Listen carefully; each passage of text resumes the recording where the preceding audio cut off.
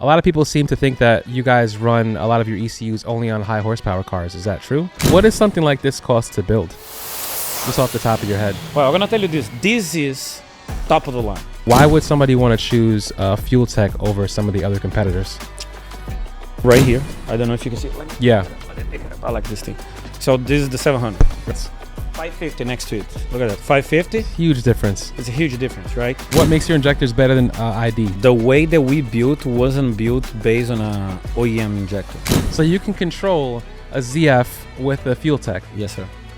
Brand new like it's almost like we're announcing it. It's pretty much what it is.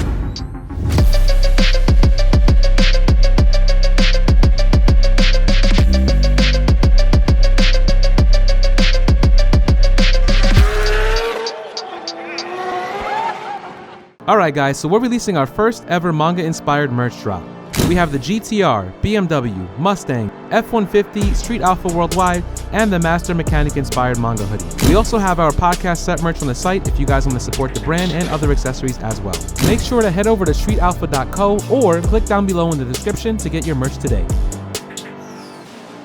Welcome back to another episode of the Street Alpha Podcast. I am your host Tukes, and today we are in Ball Ground, Georgia, at Fueltech, hanging out with Luis, who is the COO of Fueltech. Let's give a round of applause for Luis. Okay. Yeah, I got to add that in there too because I do it every episode. So thank you for making this happen. Thank you for your team as well for making this happen as well. Oh, perfect. So I have a lot of questions, and some of the viewers who watch the podcast as well have some questions as well for a lot of your products, and I'm sure a lot of people are actually running your products as well. Some of the older stuff that you guys have, but you guys have kind of made it easy to kind of continue to upgrade with some of the products as well. So we'll get into that later on. Also, we're going to be answering some questions in a few minutes for you guys because I know you guys have some questions. So just stick around for that. But you are a car guy yourself. Yes. Yeah. So you have a background in this. You're not just a salesman. Yeah, pretty much. Like I would say like I couldn't start with an engine because I was too young, right? So like I started with bicycles. Like that's what I could do. You know, like back in Brazil, we have some strict rules. So you cannot drive any motorized vehicle until you're 18, right? So in Brazil? In Brazil, yeah. Wow. It doesn't matter what, right? So I believe over here is like 16, right? But like over there is 18. So I love cars. I would go to like car meets and stuff with my bicycle. You know, I would ride my bicycle to there. You know, like sometimes you take the bus, but like as you know, car meets are late at night, you know, so you can do that. But like that's pretty much what it was. And as soon as I had my license and I felt I could have a car, then it just never stops. Right, you know, right. Never stops. What like sparked up your passion for cars aside from, you know, the bicycles and stuff like that? I don't know. Okay, I don't know, but I do have a picture in my mind. Okay, I was a baby, and my uncle, that he's a car guy, obviously. He had a couple like hot rods, Brazil style deal, and there's a photo of like me and him hanging out by one of his cars, and at least for me, that's pretty iconic, you know, like because my mom kind of tells like, cause he's her brother, right? Like, oh, like he always with you and doing this and doing that, and honestly, I think that was the foundation of my passion, you know. But I didn't even realize it was just like a baby, right? Yeah. But like I remember like as I was growing up, my dad, we used to like rebuild the carburetor, you know, like that kind of stuff together. And then I don't know how old I was, maybe 5. Something like that, but it's always revolving that, you know, my uncle, my dad, my other uncles, you know, that kind of stuff. And back in Brazil, I grew up on a era, let me say, that Formula 1 and Ayrton Senna was strong, right? So I have like crazy memories about how we would watch, you know, road racing, Formula 1. Yeah. And we would go to the track. There's a local track. There's an international track. And we would go there and do a lot of stuff at the track, right? So me and my dad will go there sometimes and spend 2 days before the race just waiting for the race, you know, doing barbecue with friends and stuff just to be able to be in a good spot to watch the race, you know, in person. And then I think Senna. Yeah, he passed away when I was 9, I think, if I'm not wrong. I was 9 when he passed away. And also a strong moment in my life, you know, because I love cars, I love racing, I love everything that's around this deal. And then this guy that was like, you know, an icon in my life passed away. That was pretty strong, and just, it never rolled backwards. It's always kept growing, you know, from road racing to whatever. Then I started getting into drag racing a little when I was younger. You know, it's the horsepower, you know, that crazy numbers, how fast they go, the difference of sound that they have because they have so much more power, right? Right. And it's just like one thing piles on another, you know, one thing piles on another. Then I went to the army, I went to cavalry, that's regarding vehicles, you know. Then I left the army to do engineering, automotive engineering, so around cars again. And as I was in the school, I joined Fueltech, right? So that was pretty much like... So how many years have you been with the company? I would say now about 13 to 15 years, something like that. Years. Yeah, something like that. So over the years, since you've seen, you know, back then, even Formula One has changed as well. What do you think some of the things that Fueltech has kind of implemented into their company to kind of, you know, grow as a company with engineering and change things for the automotive industry overall? So Fueltech's a Brazilian company, right? Right. And Anderson Dick, that unfortunately he's not here, but I think he's present with some of his toys, right? I think it wasn't the product, just to be honest, early, right? Because there was another EFIs back in Brazil, and Brazil had strict rules about import, and it still have, but it was worse back then, right? Now it's a little more flexible. And Fueltech wasn't the first brand, right? So it wasn't the first product. And I cannot tell it was the best back in the day, right? And I can tell today more likely we have the best Brazilian product, right?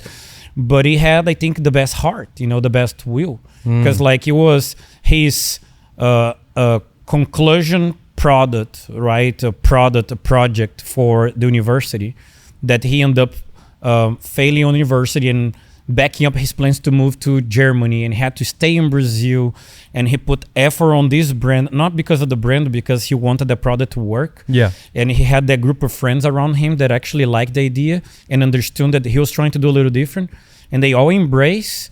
And honestly, I think he were more focused on having fun and actually making numbers back then, you know, the will, the desire, you know, the passion about this whole deal. And a little luck, obviously, found a lot of good people along the way. And that what start the rise, right? And then he and the rest of the company were smart enough to keep track, right? So watch, observe, see what people doing, and just don't copy. Yeah. But like, okay, they're doing this. Okay, that's feasible. That's doable. How can I make better, right? And constantly having that thinking where let's disrupt this. Let's think a little different. If this is achievable, I believe we can double that, you know, but like never kind of settle. Like, oh, let's do this and that's it, let's sell. Let's keep selling. No, it's always thinking on something. What is the next generation? What is the next step? What are we missing? How can we improve? People to listen, you know, like here in the United States, we wouldn't be here if we didn't have the help from Proline Racing, right? Okay. And Proline Racing had their foundation with Steve Petty, right? And Steve Petty is like a worldwide known, famous tuner, the guy responsible for this badass 5,000 plus horsepower. We'll talk about later. Right? I'm sure you guys seen but the video. Like, he's a one of a kind, right? But we never came to him like, oh, but you need to do this. No. The guy knows. We don't, right? Hey, Steve, can you help us out? Can you explain to us what you do? Can we try to put that on a product? What do you think? You know, and we blessed about having people like him that, I help you out, right? And we keep digging. So in the early days of Fueltech, what platforms were you primarily focusing on? 4-cylinder Volkswagen, right? That's really popular back in Brazil, and inline 6, a Chevy. So the old inline 6, you know, like you guys don't have it here for decades, and we're still in love with them there. You know, like it's still block and head inline 6, 250 cubic inches. Man, the Brazilians can make over 2,000 horse on that thing. Like it's pretty much like a male truck engine, and they make 2,000 plus on that thing. It's crazy, right? Like they love it. And the Volkswagen European, right? 4-cylinder, really popular. Like there's so many cars that came with that, and it's a 2-liter, so it's not that small, right? And you can do whatever you want. And they also go 1,500 plus on that kind of stuff. You know, they do a lot. And then as time goes by, you know, more people investing. Pro mod is actually growing a lot in Brazil. And it used to be 3 to 4 guys that could race, and they not all the time in the same race. So sometimes you go to race only 2 pro mods, right? Now I believe there is a class running on São Paulo that they're getting close to 10 cars. So for Brazil is a large number. Yeah. It's not like United States. The other day I was talking to Wes Buck from Drag Illustrated, and he was mentioning to me that based on his, trying to do some kind of counting on racing in the United States, there's over 100 active pro mods on the United States, right? And so over 100 of these, like 4,000 to 5,000 horsepower plus door cars that go 350s, 360s to the 8 mile. That's pretty cool. So 10 times more than Brazil. And what does something like this cost to build? Just off the top of your head. Well, I'm gonna tell you this. This is top of the line, right? Okay. So this will be pretty much the most expensive pro mod style you can have it, right?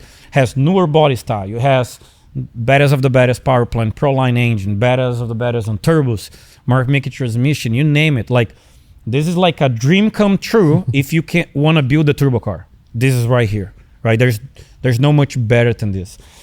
It will be around $500,000. 500,000 roughly. Roughly. And that's just to build it one time, not even including that's the maintenance. just the car. We're not talking about the tools that are required to maintain. Yeah. We're not talking about the trailer. We're not talking about paying the tuner to tune. Yeah. We're not talking about the maintenance program that is pretty heavy. It's just like, I want to buy a half of my garage. It's about $500,000. And what do you think the most expensive, aside from maybe the motor, what do you think the most expensive part of it is?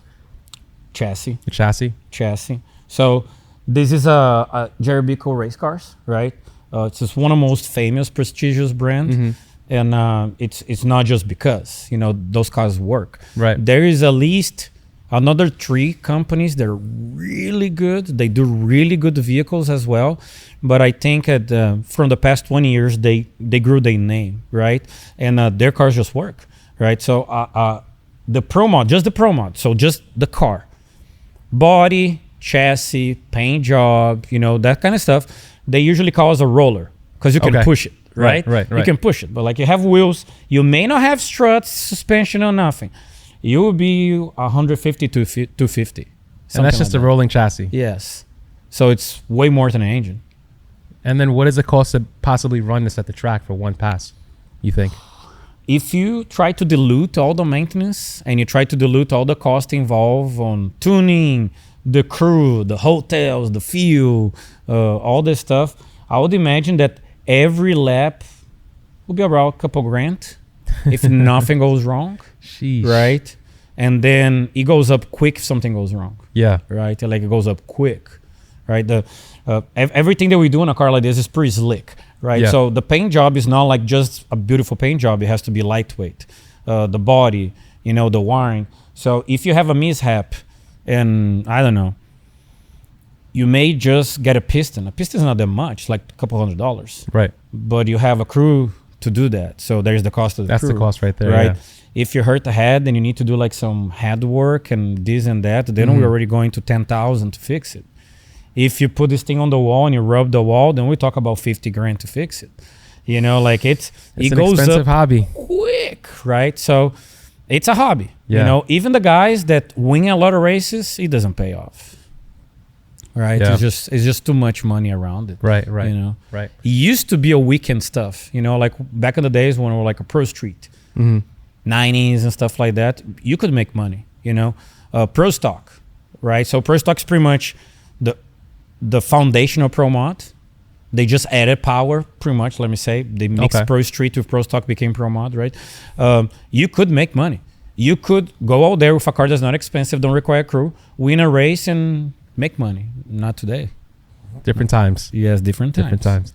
So now this car made what, 53 or 5400? About 5300. 5300. Yeah, 5300 right? Change. I don't want to say it's a misconception, but a lot of people seem to think that you guys run a lot of your ECUs only on high horsepower cars. Is that true? No, that's not true. Like something that Anderson had a great idea with. Okay. Make universal.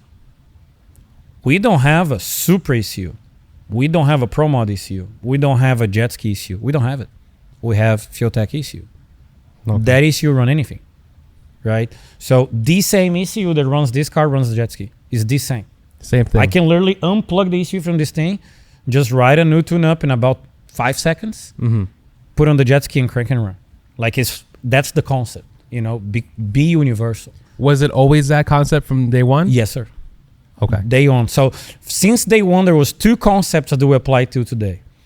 Building dashboard communication with the user. The very first unit had the 16 by 2, right? 16 characters by 2 lines and 4 buttons that are up, down, left, and right. You didn't even have communication with computer. It's just that. Yeah. So people even like, it looks like a Game Boy. It's a mini video game or something. But that what it was. And up to today, all the ECUs have a built-in screen, touch screen, right? That you can do the tune-up there. But now you can also do the computer, right? And since that day, the same ECU could do the 4-cylinder, the 6-cylinder, a V8, a single cylinder. They always could have done that. So now this is running the, what is it, the FT600? 600, yes. So and same thing with this one, correct? 600, yeah. Now, they were always pretty much a standalone ECU with a display. Yes, sir. From day one. So what was the inspiration for that? I don't have an answer, honestly. Okay. Because that's a pretty cool, it's a pretty cool, that's a pretty cool concept. I'm going to need to ask Anderson because like I don't recall we talking about this because this is the deal. There was already units that you have like a way to own the unit change back in the day, like a trim pot, and you do like trim pots or something. So he improved by having buttons, right? And I believe when he released the unit, there was already units with dash. I'm not sure, okay? Because that's before my days, right? Right. But I think he kind of compact everything on the same with a better, easier to use interface. So it was easier and a little bit more universal. Right. And he picked up quick because like, don't get me wrong, like it was literally like a university project, right? It wasn't a product. And the very first unit it would only do fuel on the boost zone. So it was an add-on and it wasn't even like a standalone ECU. Okay. It was an add-on. So you have like a normal vehicle, put turbos on it or something, and you would add another injector and that thing would only do the fuel, no timing, right? Then he did one that would do just fuel, again, no timing, but for the whole engine. So a naturally aspirated engine. Could not do boost, just naturally aspirated engine. And at some point, he kind of mixed both together. It would look the same, but it was different. Right. That would do fuel everywhere, including boost, and then would do timing. And that's where actually was the first completely standalone unit. So that was pretty much the third iteration. But it happened really quick. Right. It wasn't like 5 years in between. It was like months in between. Yeah. You know, so it's pretty much like, make a boost control, right? Fuel boost control. And like more likely someone came to him like, man, what the hell? I have a natural aspirated car. I want to use your stuff. Like, wait me a second. Give me a week. And he would change something, give to the guy, try this. And then the guy, man, this is awesome. And then someone else, well, I don't want to use the stock ECU than yours. I want to do complete. Okay, let me work on this. And he would keep going. And I think that first unit that was called Race Pro. That was the first ECU.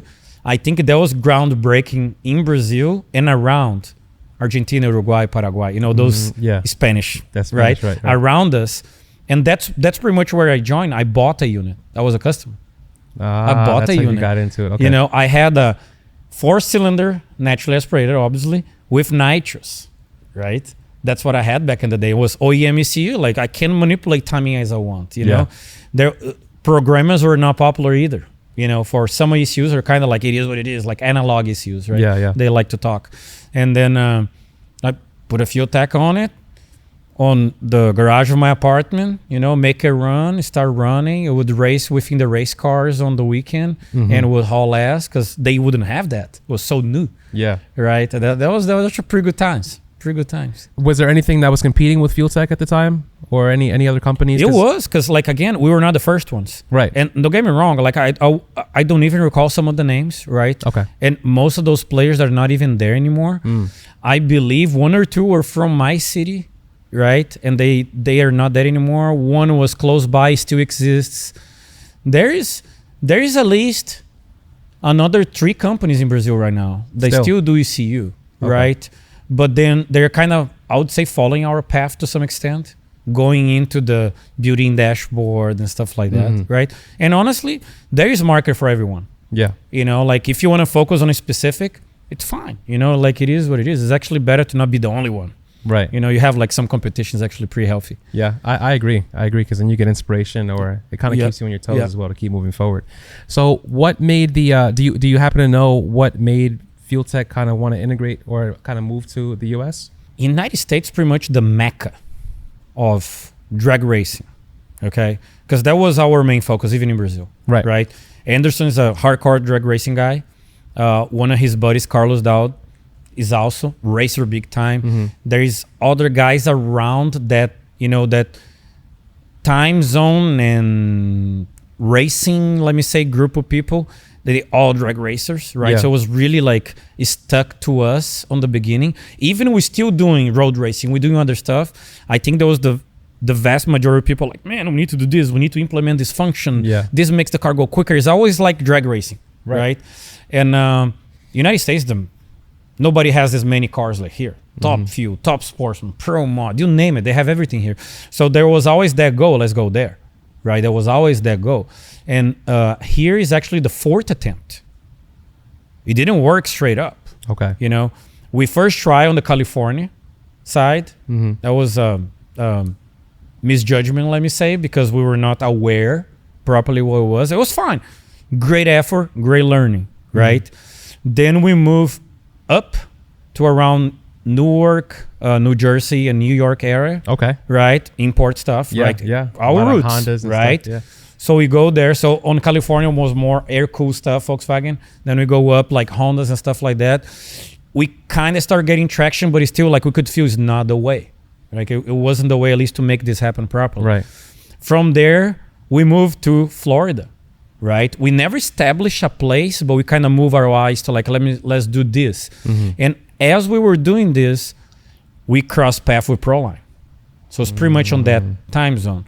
But that friendship took a little while to flourish, like it wasn't like overnight. Because I do see the domestic market being really stuck to what works. And they won't change. It's working, it won't change. Yeah. I agree. Like it's working. Just keep working. Don't touch it. Right. But we had an opportunity there that one of our buddies, Roderja, that is still a partner of ours till today on other products that we can talk on a little bit. Yeah. He was buying a car from Proline, and he stuck his foot and like he stuck it down. I want Fueltech on my car. This is my buddies from Brazil. I know what they do. It's good stuff. And then Eric, one of the owners of Proline, like, okay, bud, it's fine. It's your car, right? Let me take a look what they have. And he pretty much like, okay, what you guys have is not enough. And then Anderson was like, oh, okay, I got it. It's fine. What do you need? It wasn't his first rodeo on this. It's not the first time someone says that to him, right? Like, make a list. Let's do it. And I remember we coming back here after they gave a list around 6 months later with a new ECU with their list. And they were like, okay, here you go. You asked for it. Let's put on the car now. They're like, nah, they know where you did it. They go over there, start looking at the computer and stuff like, they did it. Those guys are no joke. They're like, yeah, we're no joke. We're trying to do it, right? And then that was the entry, right? Because they start believing like, oh, there's seriousness on this deal. They may be able to do some stuff that we can't because they also see this. The brand of ECUs they were using back then was already like that. I ain't changing, it's working. Yeah. But Steve Patty and the other guys, they always trying to go fast. You ain't going fast doing the same thing. You're going as fast, not faster. Right. So pretty much that's what they start to understand. Okay, we need to do something different. Let's work with these Brazilians, these crazy Brazilians here.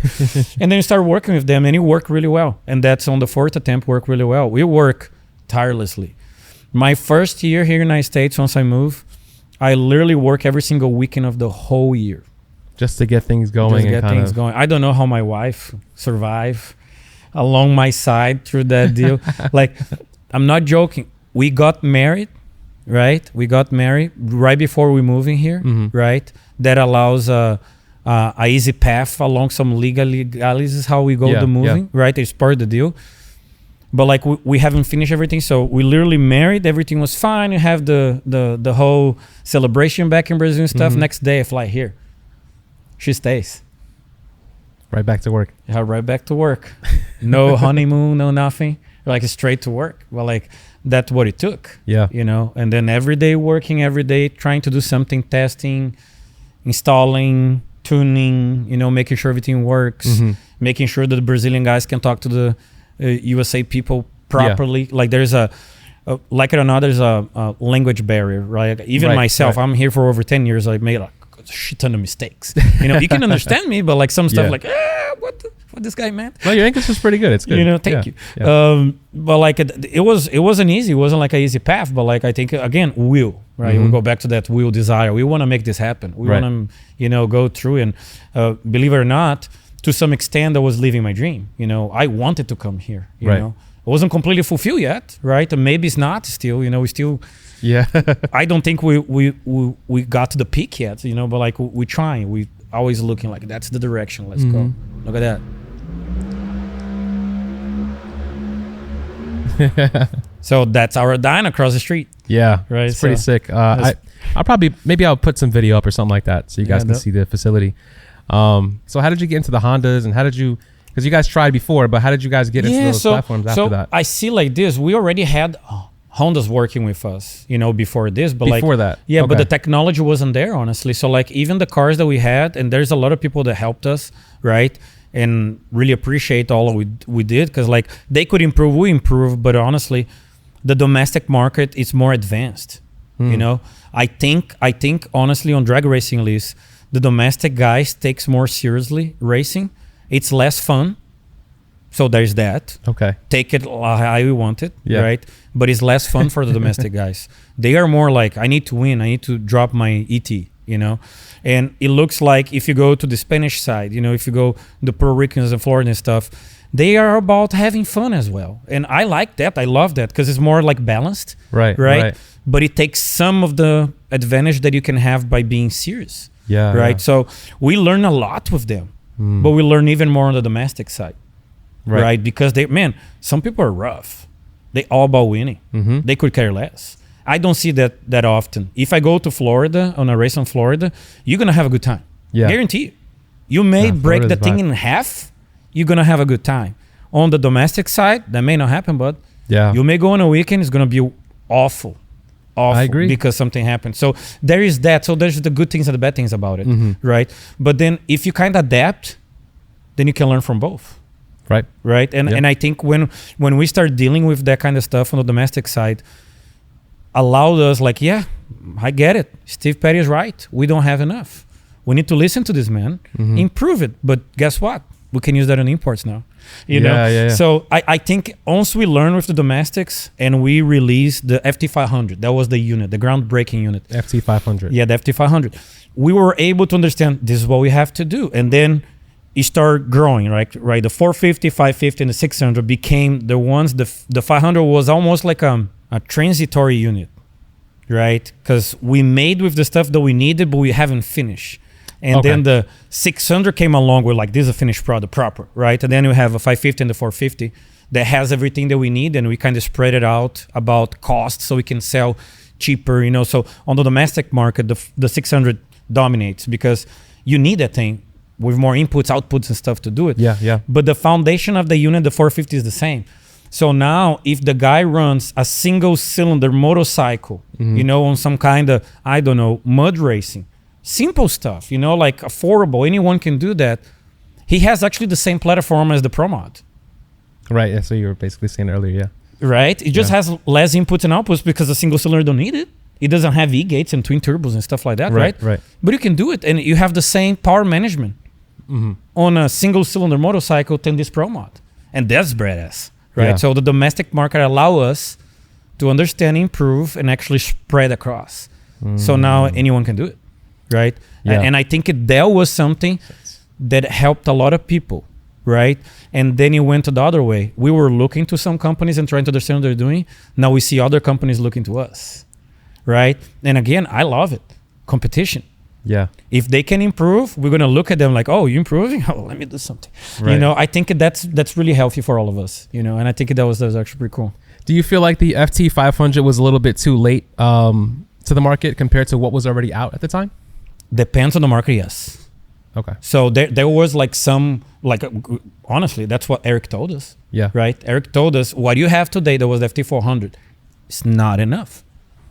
We had to come with the 500 to have something that was enough for a car like this. But even with the 500, do you still think it was a little bit behind from what was already out in terms of ECUs and standalones? Depends on, honestly, because the 500 was such a giant leap from the 400 that there's not much more you can do, just to be honest, right? And the 500 up to today on the 600 and stuff, they're pretty close, right? Obviously, the 600 develop way better, right? They're pretty close. And controlling the engine and the vehicle, you cannot do much more that substantially change the car. Okay. We already got to the point where back wrench on the car makes more of a move than changing your electronics. Yeah. Back in the day, it wasn't like that. Back in the day, there would be 10 guys, and the one that has the electronic will win. It's not like that anymore. Now you're going to have 10 guys with similar electronics, even different brands. The one that ranks better wins. Because like it's not like that, oh my God, this makes me win. There's no such a product anymore. Yeah. Because the other ones are so close level-wise, right, that it doesn't guarantee the victory anymore. Now you're going back to like, okay, you have to have a good driver. You have to have a good crew, good tuner, right? Yes, the electronics become just a tool. We help you out doing what you want to do, but it's not like, oh, let me buy this brand and I'm going to win every race. Ain't happening, bud. Ain't happening. Obviously, having a good brand that can work with you, have the right product, it will help you getting there. Right. Ain't going to guarantee you to win. Right. I think that I missed a point before. You had mentioned about the American, the domestic market, but a lot of import guys actually got a lot of inspiration for a lot of this drag racing stuff they do from the domestic guys. Yes. So import was inside an HRA before. It's pretty much not anymore, right? Like I think there's a lot of politics on this, right? But like back in the day, there was a sport compact, at an HRA. That's before us, right? We were nothing back then. Right, like I believe we didn't have even the 400 back then, you know. But somehow they got split, right? Somehow like it just dropped it out, and then you don't have more that domestic import mixed, and it starts slowly, right, just splitting away. And today I don't see them that close, but I do see a small trend of trying to come back. Like a good example is like Jose Gonzalez, big time. Actual, today, domestic racer. He's from República Dominicana, but he's a domestic racer, pro mod and HRA, but he loves 2 JZs. So he also putting a lot of effort on a pro import. Yeah. Right? He has his buddy Easy that has also another 2 JZ car. So there's people that are trying to combine them together because honestly, there's no sense of just dividing, right? I think back in the day was actually pretty cool to have, you have a top fuel and a sport compact on the same race. That's actually pretty cool, right? I don't think you need to separate them. There's a class, but they could race together, right? And Victor, right, in Bradenton, Florida. Yeah, Victor. Shout out to Victor. Him and his buddies are doing a really good work. So all those guys around, that they're working around, you have Doug on motion, and then you have Garrett, Cletus, right there. Those guys are kind of trying to make the same concept that we do in ECU for racing, make universal. Yeah. We don't need to separate. We don't need to have, this is a domestic guy, this is an import guy. We can get along. Yeah. Right? And then you can have good stuff. I think the whole deal that's happening in Bradenton right now, it's a small revolution in drag racing. Yeah, I agree. I really do. It's really cool to watch. And sometimes join. It's a shame that it's not that close. Yeah. If it was an hour from here, we'll be every day there. I'll be there a lot more often soon. Yeah, so it's a cool place. It's exciting. Yeah. I love what those guys are doing. They kind of keep the scene fresh. So that's cool. Shout out to Victor. So now I want to cater to the people who are looking to get into having a standalone for their car, right? There's other options out there, of course, that we know of, but why would somebody want to choose Fueltech over some of the other competitors? I think we have the best package. And when I mean package is not the electronic. I think is everything. It's like the electronic obviously plays the major part because it is the foundation for the whole deal. We remove from the equation that's nothing, right? So the electronic does what you ask for, right? But then we have that supporting group around the electronic, right? You can brick a unit, we can fix for you, right? When you buy a product, we have that, how you want to understand the product. You want a manual, like a hard copy, we have it. You want videos, you have it. You want to talk to someone, we have it. We don't force people to read my manual. We don't do that. If you want, there's a manual. If you don't, we have videos. We don't like videos either. You know, walk here, come here. Yeah. You know, we open doors for you guys. We do have the dyno operation in-house that helps a lot, right? And I'm pretty proud to say that we created that. We didn't create the dyno, but we create how to use it, right? How to use the dyno simulate runs, nobody was doing it. We found how to do it, right? And we even explained the guys back in mainline in Australia, like, that's how we do it. Oh, that's cool. You know, so like, that's cool. And now we have like a revolution on you know, hub dynos where people love it, people want it, you know, more people have it, and now they're doing that. But like a lot of people still want to come here, you know, to the foundation place of hub dynos, let me say, United States, where we run on a way that we assist the customer to make sure he can take everything out from this thing and know how to do that. Right. So it's pretty common to have a guy that comes here, not just we solve 5 to 10 issues that would make his heart really, really hard life, but go personal best first time out. That's not uncommon. Not uncommon. I'm talking about hundreds of those guys that leave the dyno personal best, right? And I don't think nobody can offer that to you, right? We go to the track in, I don't know, in about 8 to 12 hours, I'm flying out to a racetrack and I'm going to spend, I don't know, 4 days. And on those 4 days, I'm going to guess I'll be working easily 48 hours from the 96 hours that are available, helping people out, make sure everything is working, right? And then flying back here and then keep going to the racetrack one day after that to test some stuff. And I don't think other companies have that kind of stuff, you know, that kind of group of people that do that. So we also constantly being updated with what works the best. And we can try to rely and provide that to people. That's one of the reasons that we have this place, you know. So like, this is the FT education classroom. Yeah, this is a classroom, guys, that they said, I was like, oh, we're going to be in classroom. And I was like, oh, I was hoping to be in a dyno, like in front of the dyno, make it cool. And then I walk back here, I'm like, oh, never mind. Yeah, this is a classroom. You know, this is a classroom. Dope. So this is probably the nicest set of all the episodes too, I think. This is a classroom, because like this is what we need. Like, so instead of keeping something on a corner not used, they're real life examples of stuff that works, and we can explain to you how that happened, right? How this thing made 5,300 horse. We can explain to you.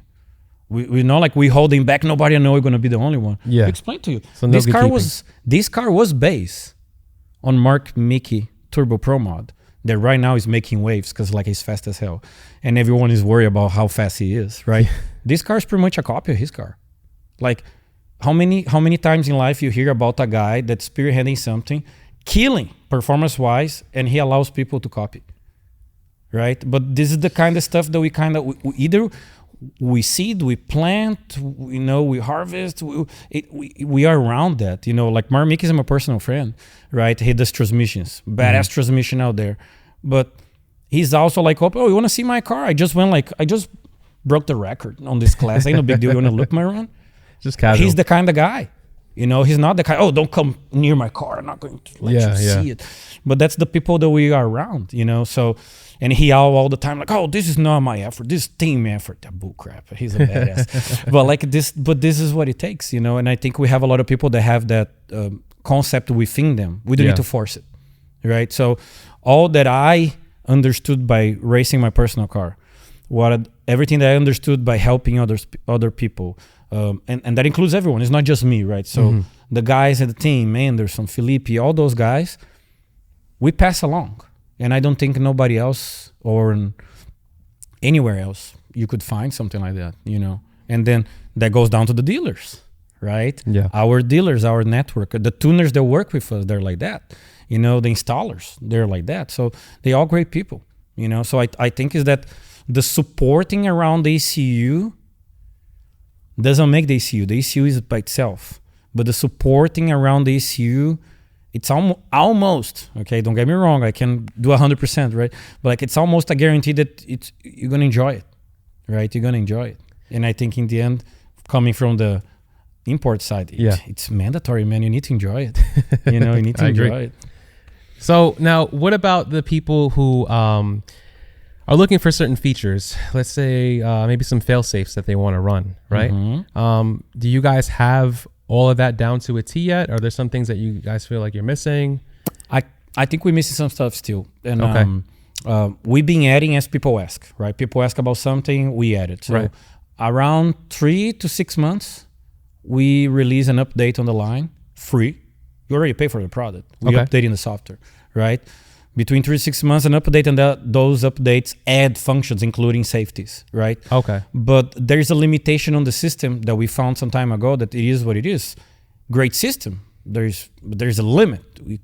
Physically speaking, you cannot go past that. You know, we Okay. talk about memory. You know, we talk about stuff that we can't just change it. It's there. Yeah. It's not like a plug and play chip. You can remove it. You know, like it's Right. a whole circuit. That's why we be dealing with the new generation. So the new generation, right? That we changed the name back. The previous generation, that's actually actual generation. It's called Power FT, FT450, 550, 600. Badass units, road records everywhere, perform like a champ. But we still found like, oh, we cannot do this, we cannot do that. It doesn't prevent you from running, but it may prevent you here, like seeing a problem or creates a problem that you couldn't see before or blah, blah, blah, right? Right. That's why we create a new one. The new one is called Vision. So it's aligned with like, okay, what we envision for the future. That's why we Okay. came up with the name. I see. And the first unit is the 700, FT700, right? The FT700 that we have right here. I don't know if you can see it. Let me pick it up. I like this thing. So this is the 700, right? And so how large is that screen? Is that So this is 7, 7 right? inches. So this is 7. The old line is 4.3. So I would assume that the old line is about like this, right? Which is Yeah, right Yeah. there. one of the smaller units. 550 next to it. Look at that. 550. Huge difference. It's a huge difference, right? But this is the deal. This is just like the 600 started. Mm-hmm. This didn't exist. It was a 600 first, Yeah. then this, right? So this is the first one, right? This is the 700. And this time we did a little different. We did this 7-inch, right? Because it's kind of more universal. It more likely fits anywhere still. Yeah. We made a bigger one. We make the 12.3 screen. Which is So that's a 700 plus. Let me show you. that screen is massive. I didn't think that looked like a tablet, like a freaking. You're fine. You're fine. It It's is fine. pretty much, Yeah. right? So like 12.3, right? So huge. This is more to like completely replace your dashboard, Yeah. like vehicles that already have like a big dashboard. Okay. Or if you want to do something different, because the beauty about this is, again, Vision FT, Envision, stuff on the future, blah, blah, Yeah. blah. We try to not forget our past. So a lot of stuff still works based on what it was the last, the generation. But then on this new one, we make the same connectors as the 600. Okay. So if you have a 600 in your car, you can You replace just with replace this. No joke, like 30 seconds.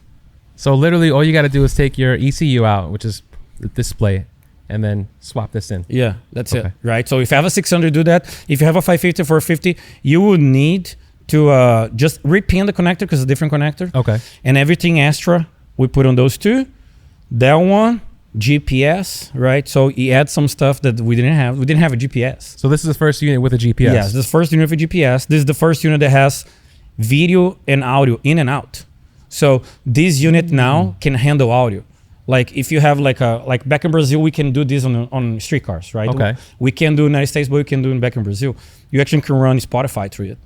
You know, that kind of stuff. Really? So we're trying to make something that kind of runs better within, right? But on a Okay. race car, like my car, I can run my radio communication through the ECU, so it can record with the log. So I'm not recording just the engine anymore, the chassis. Now I can have the human interactions. So I can record my talk with my crew. Yeah.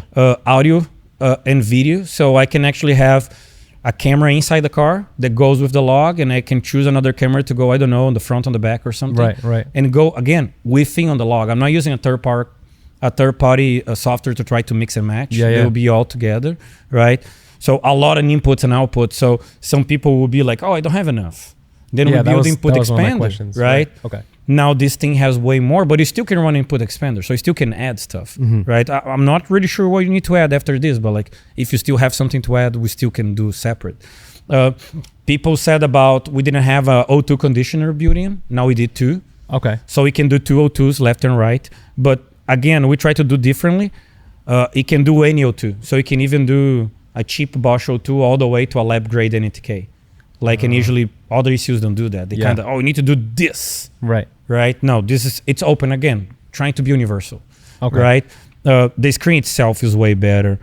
So you can have different options. And you can do like custom gauges or whatever layout you want to do. Yeah, so this one is a Mercedes base, old Mercedes. Yeah. Because like myself and Anderson, we like some of the history behind Ayrton Senna. Yeah. And this is one of the Mercedes that at some point he raced it and stuff like that. So we got that dash and kind of adapt to this. Yeah. So you can have that. You can kind of build your dash and you can see. So it's way larger. You can adapt. Like this one, you can see 9,000. The Mercedes wasn't 9,000. So you can create this stuff. So like even some numbers, we can put like strong numbers just so you can see like 600 Fahrenheit. You can do stuff that's slightly different. You can create icons to be your alarms or something. So the dashboard, it's so much better. It's a real deal dashboard. It's like a computer by itself, so for the user becomes easier to understand sensors and what's going on, blah, blah, blah. Because the previous one had a bunch of gauges, but it kind of stuck with it. Now it's pretty much unlimited. You do whatever you want. Do whatever you want. You can make it look like something futuristic or old, vintage, whatever, right? The size of the unit, we try to keep it about the same. And that's actually on the website, I was looking at the differences and I was like, nah, that seems like it'd be more ideal. But then you look at the size of that and you're like, oh wait, maybe not. That's like a pretty big display. The 12 inches is but that's huge, a good size. Yeah. But like, think about this, okay? Because this you don't see every day. And I don't think there's anything that compete with us on this. There's, I don't know, a lot of cars, this is all that you need. Yeah. Like there's nothing else. There's no other extra box, right? So you can run your Road 2 straight to here, your smart coil straight to here, your injector straight to here, your transmission solenoid straight to here. Literally, you wire this thing, that's it. Right. That's it. You may have a couple relays from some stuff, but that's it. So it becomes even easier to program how you're going to wire this. It's going to become cleaner, easier. You don't need to have 5 different spares. Race cars, they always have spares. You can have less spares. This creates like a whole new level in my understanding of simplicity, at least on install. Right. You can install easier. You figure out a place where you can see it. If you don't want to use it as a dash, nobody's man can you use it. You can put it on the side if you want to. Oh, I like my analog gauge. Okay, keep your analog gauge. Put this to the side. That's it. But there's nothing else. So that makes it easier. And when you think about this is crazy light, right? It may feel heavy when you're holding, but if you think that there's nothing else you need to use it, this is light. Yeah. This unit is actually lighter than pretty much all the other ECUs that we could measure that don't have a screen. Really? And this has a screen. If you add a screen to other brands, it's already heavier. Plus, they're separate, so you have a communication in between. This doesn't. Yeah.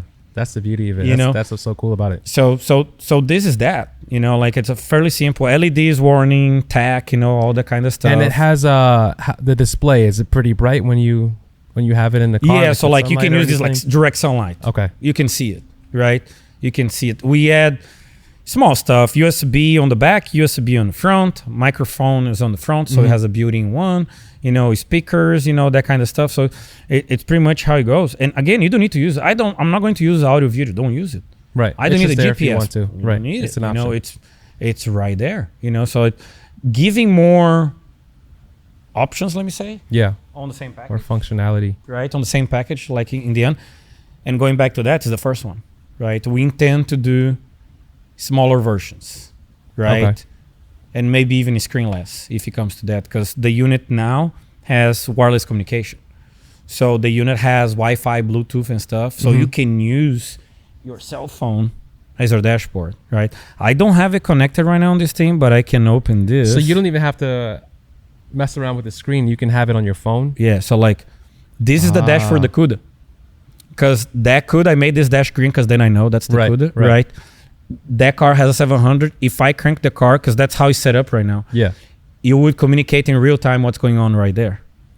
Damn. So actually I don't need a screen if I don't want to. Like if I have some kind of car, and I can do everything, right? So if you guys were seeing the dash before, it's pretty much the same. So injection, it's pretty cool. The fuel tables and everything. And then it's going to be completely real time, right? So the main fuel table, that's what we had on that car. Yeah. Right. So this is the kind of stuff that will allow us to I wouldn't say change what we're doing, but like at least improve. You have more options. You know, again, being universal, don't force people. Like, you don't want to use our screen because you think that's not useful screen in the car because I don't know, it's a dirt bike. And the guy don't see anything. Okay, let's maybe do a touchscreen. Let's maybe do ECU for dirt bikes. You know, I don't know. And then, but it's still, I want to stop and see what's going on. You can have your phone, or your crew guy with a phone, and let me see. Yeah, it looks okay. It looks bad. You know, something like that. So we're trying to kind of mix and match. Right, mix and match. Do you feel like since it has all these features that you kind of had to lose other things that were more important to some of the customers? Maybe on the Failsafe side, or I don't think so, honestly. No, I don't think so. I think everything is pretty much like covered, right? There will be new challenges, obviously. So like if you have an old ass computer, you may need to have a better one, but you know, because like it's more advanced, you know. But is like, this Mac compatible also? Yes. Okay. We were not. Yeah, because that's usually it's not Mac. Old it's line, Windows. It was PC only. The new line, then it's pretty much everything Android. Right, so Android phones, Apple phones, tablets, computers, right, and the regular PC deal. Right. So again, be universal. We're sticking to that deal, but being universal. We're sticking. No, I strong. see. Which is you guys are doing a lot of I don't want to say heavy marketing, but you guys are out there and trying to get the brand out there more and working with people and creators and stuff to kind of get the brand, you know, more out there with the awareness and so on. So I genuinely love to see that because a lot of other companies, you don't see them at events. You don't see them going out the track sometimes. They have big name, but you don't see them outside. You can't communicate with these people. So I do appreciate the innovation and what you guys have done with this product. So what's next for this? When is the release for this product? And when are we looking to see, you know, orders being shipped out if they have pre-orders? So we announced it. I don't even know now. I think it's a year and a half ago or something like that. We announced it at PRI. And obviously, like there's some growing pains about trying to go into the new line. And we were on the verge of having something more concrete. We have a big flood in Brazil. Yeah, I heard, yeah. So there was a hiccup that we did not see, right? It was pretty bad. So the worst flood ever recorded. In Brazil? In Brazil. Wow. Right, on that south area, there's no history books about it. They're bad, right? So the building over there is a similar building to here, you know, like a big metal building. And I went over there to help. I was literally swimming because it was like 6-7 feet of water inside the building, right? And that took a lot of our product inventory away, that you can't just replace it. Some products, there's lead time and stuff like that. Our manufacturing side was pretty much all damaged, right? And that's expensive equipment and hard to get it as well. But I must tell the guys, once we start getting the ball rolling about, you know, like we need to make this work, they work really well. And I believe less than 30 days after the water recedes, the plant was back to work. Wow. And that was pretty impressive. But it cost a lot of money, right? And it did slow us down. Like it put a lot of pressure on us to make it happen. And he also motivate, I would say, some people that they need to understand how much we need to do to make this happen, right? But no matter what, we had 45 to 60 days of slowdown easily, right? Physically speaking, plus the stuff that we can replace quickly. Right. So it took us a second to get another manufacturing line. To some of the raw material that we need to manufacture those units that we lost, need to replace.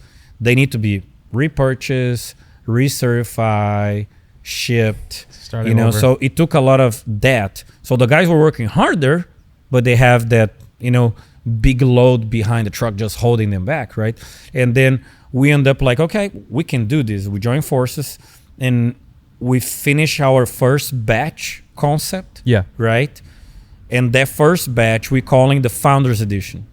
Okay. And that Founders Edition is what we have available right now to pre-order, right? So with this pre-order, you buy the unit and the unit's supposed to be shipped next month. Okay. So October. Pretty soon. October. Yeah. October. So you guys are on pretty much on the proper timeline based off what you guys have on the website. We delayed, right? But after the delay, we kind of found what we can do. Like, this is the new zone, right? And with this one, we are on time, right? So the concept is we're going to have the Founders Edition being shipped out in October, right? So we want to have people being able to be using them next month, pretty much, right? From today. And then after that, we're going to figure out what is the volume of manufacturing that we can do. Because we still rely on raw material, this and that, right? And as the unit goes along, we're still developing the other ones. And then more likely for next year, we release some of the other ones and we keep the ball rolling inside the same product line. Right. I know there's a lot of people who are looking forward to the FT700. And I saw some comments on Instagram before about when you guys are going to release the FT700. So we are all looking to see when, or at least waiting to see when that's going to come out officially, so people can start running that in their cars. You have run this already, right? Yes. Okay. Is it like much better than the FT600? Car performance wise, it's not different. Same thing. Car performance wise is the same. What it does change is the ability to do stuff that the previous unit could not. So what stuff takes that I see, okay? So number one, if you need a specific data, right, that you couldn't see properly on the dash as a driver, as a user, now you can. That's a big deal, right? That's a big deal. So for example, on the Pro Nitrous guys, they are, unfortunately, they're kind of fading away. They're like more older guys, right? So the 4.3 dash for them is kind of small. Right? Yeah, it's a little funny. I already have problem looking to some stuff. You know, I'm not that old. You know, can you imagine like if the guy's like 60, 70, you know, because there's some like that, right? Yeah. So you need a big number. That's pretty much why Toyota does that on the dashboard. Everything's big, right? So you can see it, right? But we couldn't do it, right? Now we can. So for that kind of guy, that's a straight benefit, right? You being able to see where is your bottle pressure before the leave and you purge properly, that's a big time deal. Good improvement. The data logger, I don't know how many hundreds of times it's larger now because it's 64 gigs on this unit. They're like, it's pretty much infinite, let me say. You don't need to worry about, and that happened before. Like on the existing line, sometimes people forget to erase the memory. Yeah. They do a run, they don't have the log because it was full. How many gigs were on the previous FT? Oh, it's not even gigs. Oh, it's not? Yeah, it's really that's small. A huge difference though. Yes. So the deal is with the new one, you don't worry about that anymore. Yeah. You just don't worry about more. Yeah, you know, like you have memory. Whatever you're doing is being logged, bud. Right. Ain't no worries. That's a big deal. Yeah. Losing data is awful. So that's a big compliment to this unit. You know, like you won't lose data on this thing. There is a package of new functions that we didn't have. So now you can tune the car by volumetric efficiency, VE. There are a lot of people into this. People from other brands, from OEM ECUs, they really like VE. We didn't have that. Now they have. Right? I personally haven't done a bunch on that thing on this particular unit because it's pretty much like a swap from existing lines. So I'm not retuning everything, right? But I already play with a lot on other ECUs, right? And it is useful. Some cars are quicker or easier to tune through VE. Some cars are not. There's a balance into that. Right. But we didn't have that option. Now you have it. So that's a big deal. So if you come from a different brand that you used to do through VE, you don't have to adapt to our way. Universal again. Yeah. Right? You keep doing how you do. Right? The previous line, what you have is what you have. What we provide to you is what you have. We do updates so you can have more.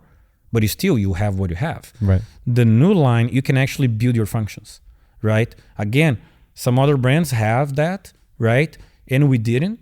We kind of chose that path to some extent, but we understand. Right. Some people don't want that. Right? But we did it in a different way. I'm pretty excited to show people, right? Because this will be groundbreaking. The way that we are allowing people to build their functions, it's a one of a kind, right? And I think that graphical experience of building functions, people be in love with. And that by itself will justify anyone that kind of like crazy about the car and doing this and doing that. They will love the new line because you can do that, right? And that pretty much transforms this ECU on anything controller. Right. Anything. Right. You're going to be used now industrial stuff because it don't have to be a race car anymore or whatever. You know, like you can be doing something else, controlling temperature control on a plant or something. You can do with this now. Yeah. You know, so like I think that will be pretty cool, and that's a huge advantage. So going back to that you asked me if it has a performance advantage. For a car that does not add something, it may not give you performance because we'll do the same fueling, same timing, same stuff. But if you were lacking of a refinement of control, that you feel like that, but you couldn't do anything about, then you have it. Now you have it. Because even if we don't provide that to you, you can build yourself. And that's a game changing, because other companies provide that to the user on different levels. There's companies that have that on such a high level that you have to be like an engineer to do it, right? And you have to hire someone to do that for you, or buy the package pre-made by someone that know what they're doing, right? And other companies have like a basic stuff that you could do some custom functions, but you were limited. This is pretty much unlimited. This is pretty much like no boundaries. Whatever is in and out, you can do anything, right? And I think that would be pretty groundbreaking. So if you have like, let me say, a car that you want to do some kind of active suspension, active aerodynamics or something, you're pretty limited with existing line. Because I have on my car, I have active suspension on my drag racing car. Right. But I have just a certain amount of parameters that I can play with. With the new unit, it's going to be unlimited, right? And then if you have a function that you personally don't like as much, you can actually refine that through those custom functions. You know, so I think that would be pretty cool. I think that would be so this is basically like a fully custom kind of ECU. You can do whatever you want. Yes, on that side. Again, we want to keep our way. So the main setup is still fixed, let me say, improvement of the existing line, and then we have a new section that work with it that you can customize, right? So you can choose not to use something that's pre-made, just don't use it, and you use something that you make, right? But you still have the pre-made. So again, being different than other brands, that sometimes I have this ECU that you can do everything you want, but the base setup is pretty basic. It barely cranks the car. No. We have a complete deal. You can do everything that we do today with the 600 plus, right? You can do plus, but then you also can build your stuff. And once we find that stuff that you could build, we're still going to update and give to the other guys that didn't realize how to do it.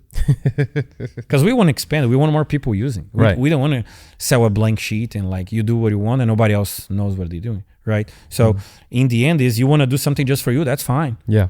But me, if Lewis discover how I do something on my race car, I want to share. Right. You know, so if I do something on my car that is not in the system, you may see after, I don't know, a couple of months, like a Louis update. Like that's how I run my car. That's pretty cool. Yeah. So before we move on to the other products you have here, or at least the injectors, which I want to touch on next, there's people who are kind of, I kind of asked, I don't know if I asked you or somebody before about choosing the right ECU. Now, would you leave that up to the tuner, or would you say like if you're building a car and you want to run a Fueltech, is that something you should ask your tuner if it's okay to do, or is it something that you could just choose I think it's a mix. I think it's a mix, because like I think there's different levels of tuners, right? I don't think they're the same. And the other day we were talking about this, like I don't know, engineering side, they like to say calibrators, you know, that kind of stuff. So you already kind of see there's at least two group of people, you know, they're more, you know, social involved, they're tuners, and the more engineer side, they're calibrators. You have at least that, right? And then you have sometimes people that you call crew chiefs, right? You know, that kind of stuff. And they kind of all mixed up to some extent, right? But like some people, they know how to play with the car, but they don't know how to set up the car, right? So you can ask the guy that don't know how to set up to choose something, right? But the other way around is valid as well. You cannot make the guy that knows how to set up the car what he needs to do. So it depends on who you have in your corner.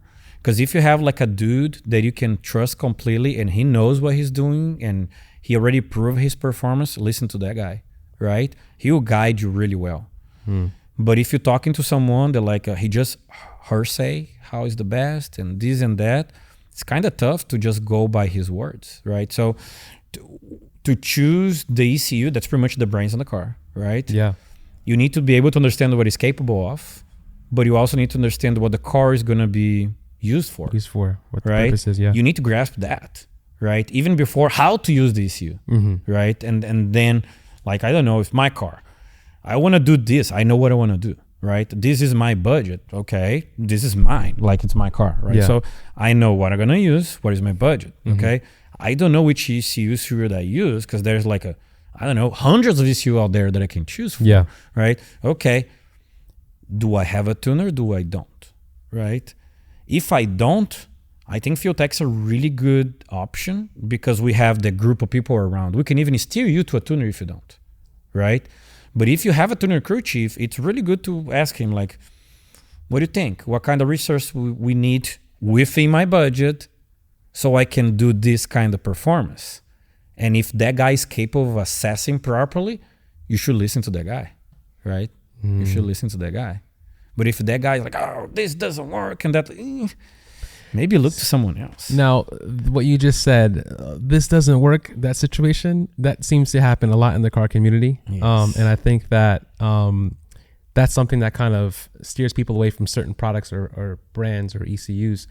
So how do you, like, what would you say to those people if they're in a situation where they're asking somebody, hey, I want to run a Fueltech on my car, what should I run it? And their tuner or whoever's, tuning the car says, nah, it's junk, or no, this is not, you run this instead. We've had problems with this. I heard this person had that problem, or whatever the situation is. I don't know if people realize, but like that expression, this is junk, it's a time constraint, right?